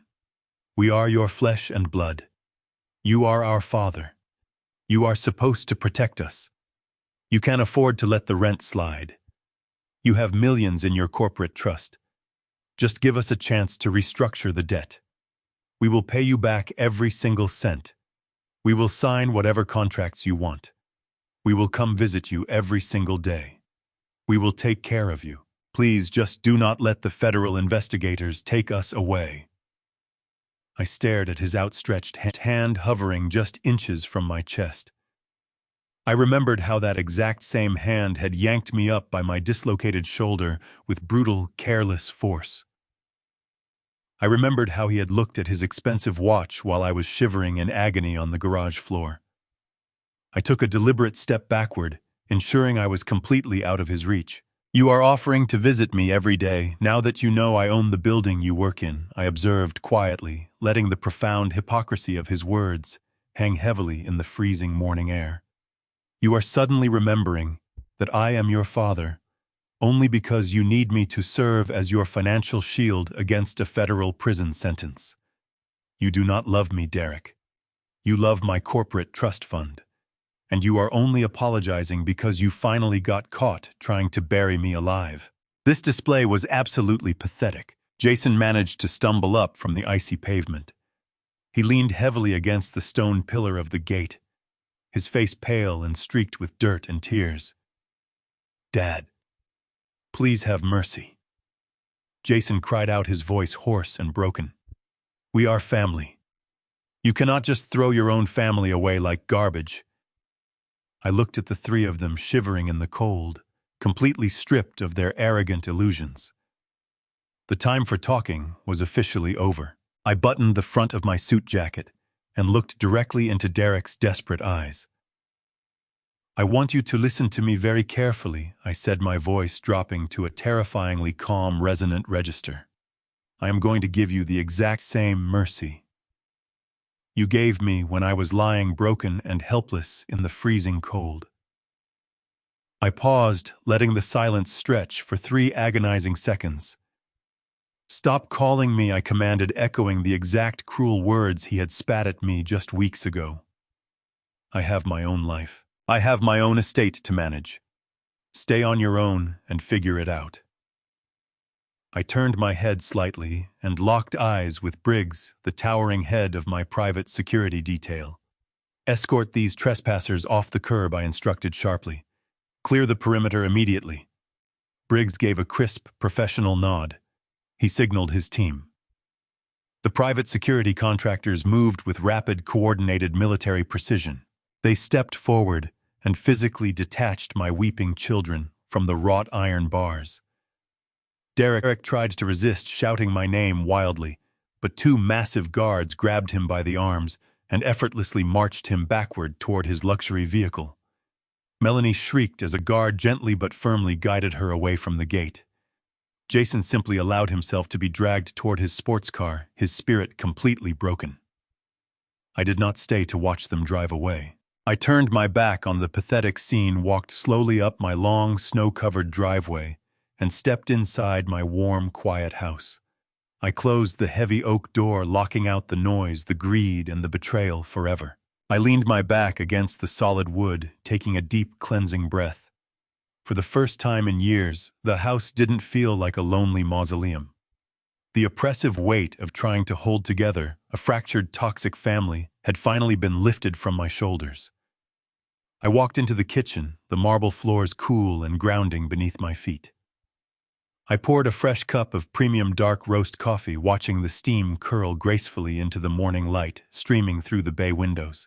Outside, the distant fading hum of their luxury vehicles retreating down the neighborhood roads sounded like a final defeated surrender. I had spent 40 years building machines designed to withstand extreme pressure and move immovable objects. Today, I had proven that the strongest thing I ever built was my own resolve. The heavy silence of the house wrapped around me, but this time it did not feel lonely. It felt like absolute glorious peace. I had successfully protected my legacy from the very people who sought to destroy it. They had severely underestimated the quiet strength of the man who raised them. I poured a fresh cup of coffee, feeling the profound satisfaction of a battle perfectly won, and finally smiled. The future was now entirely mine alone to enjoy, completely free from all of their toxic and selfish financial demands. 6 months passed since that freezing morning when I locked my gates and secured my absolute freedom. The swift wheels of justice turned with a brutal, unforgiving efficiency that my children were completely unprepared to handle. Without the $32 million real estate acquisition from Apex Commercial Development to artificially inflate their ruined accounts, the $6 million predatory bridge loan they had taken out officially defaulted. The aggressive private equity firm did not offer them any grace periods or sympathetic extensions. They immediately seized every single personal asset my children possessed to satisfy the massive debt. Derek and Jason lost their luxury vehicles, their extravagant suburban homes, and their heavily leveraged investment portfolios. But financial ruin was only the beginning of their comprehensive downfall. Victor Mitchell, true to his word, had delivered their falsified financial records directly to the Federal Bureau of Investigation. The subsequent forensic audit exposed the full horrifying extent of their criminal conspiracy. Derek and Jason are currently facing multiple severe federal fraud charges, including conspiracy to commit bank fraud, elder exploitation, and the deliberate forgery of medical documents. They spend their days sitting in sterile courtrooms terrified, awaiting a trial that will inevitably end in lengthy prison sentences. Melanie did not escape the catastrophic wreckage of their greed. When the seemingly endless flow of stolen money finally dried up, her husband Craig showed his true colors. He filed for divorce, packed his bags, and completely abandoned her, leaving her to face the massive mountain of credit card debt they had accumulated together. She was forced to move out of her prestigious neighborhood and into a tiny cramped apartment located in one of the worst districts of the city. Ironically, it was exactly the kind of miserable, depressing environment she had so callously tried to force me into. She now works exhausting double shifts at a minimum wage retail job just to keep her electricity turned on. I do not feel an ounce of pity for any of them. They methodically dug a deep, dark grave for their own father, and they simply fell into it themselves. As for me, my life took a magnificent, entirely unexpected turn. After the dust settled and the legal battles were definitively won, I found myself walking through the empty halls of my massive 5-acre estate. The quiet house was filled with memories of Catherine, but it was also fundamentally tainted by the sheer malice of my children's betrayal. I realized I did not want to spend my final years maintaining an enormous, empty property that only served as a constant reminder of their treachery. I instructed Victor to officially place the entire estate on the market, but not for commercial development, because my land sat directly over a federally protected historical water aquifer. It was incredibly valuable to environmental preservation groups. Victor negotiated a phenomenal, entirely tax-free sale to a highly funded state conservation fund. They purchased the property for a massive sum, guaranteeing that the beautiful land Catherine and I had loved so dearly would be permanently protected from destructive commercial bulldozers. The 80-year-old barn would be preserved, and the natural beauty of the acreage would remain untouched forever. It was the perfect poetic conclusion to my time there, with the staggering profits from the sale combined with the vast wealth securely locked inside my corporate trust. I completely reimagined my existence. I relocated from the quiet, isolated suburbs and moved into a spectacular luxury high-rise penthouse located right in the vibrant heart of downtown Chicago. My new home features floor-to-ceiling windows that offer a breathtaking panoramic view of the sparkling city skyline and the vast, beautiful expanse of the lake. I am no longer an isolated, lonely old man waiting for his ungrateful children to call. My new building is filled with an active, highly engaging community of sharp, like-minded retirees who share my passion for life. I spend my mornings drinking excellent coffee while reading the financial papers, my afternoons playing strategic chess games in the private resident lounge, and my evenings dining at the finest restaurants the city has to offer. I have a dedicated, professional concierge team that ensures my every need is met with absolute respect and genuine courtesy. I am healthy, I am exceptionally wealthy, and I am finally living for myself. But I knew I needed a greater purpose. I could not simply enjoy my fortune while knowing that thousands of elderly parents were suffering in silence, being manipulated and abused by the very people they had raised. So I took a substantial portion of my immense wealth and established the Harrison Senior Defense Foundation. Working closely alongside Victor Mitchell and his team of aggressive corporate litigators, my foundation provides fully funded, top-tier legal representation to elderly individuals who are facing financial exploitation or medical kidnapping. by their predatory family members. We hire the best attorneys, the sharpest forensic accountants, and the most elite private security firms to intervene when vulnerable seniors are being attacked. We stop fraudulent deed transfers, we expose forged powers of attorney, and we ensure that abusive children face the absolute maximum penalties under the law. Every time my foundation saves an elderly parent from being discarded into a miserable state ward, I feel a profound healing warmth in my chest. I took the worst betrayal of my life and transformed it into a powerful, unbreakable shield for others. At 77 years old, I have discovered a profound, unshakable peace that I never thought possible.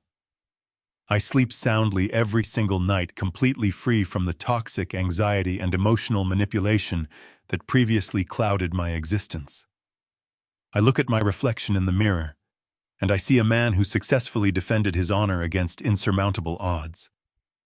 I protected my legacy, my wealth, and my dignity from the greedy parasites who tried to consume me.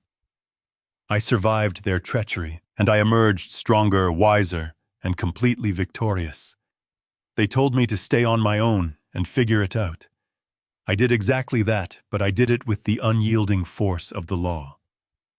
I absolutely refused to ever be a victim in my own story. My future belongs entirely to me, and it is absolutely magnificent. The hardest truth any parent can ever face is that the children you raised might not share your heart. We spend our entire lives sacrificing building a protective safety net for our family, only to realize that sometimes that very net turns them into entitled parasites. Love should always be unconditional, but respect must be absolute. Never let your advancing age convince you that you are powerless. Never hand over the keys to your life just to buy your children's affection.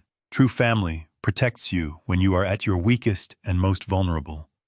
Guard your dignity fiercely and always. Have you ever given absolutely everything to someone only to have them completely turn their back on you when you needed them most? Share your personal story in the comments below. If this video empowered you, please hit the like button and subscribe for more life stories.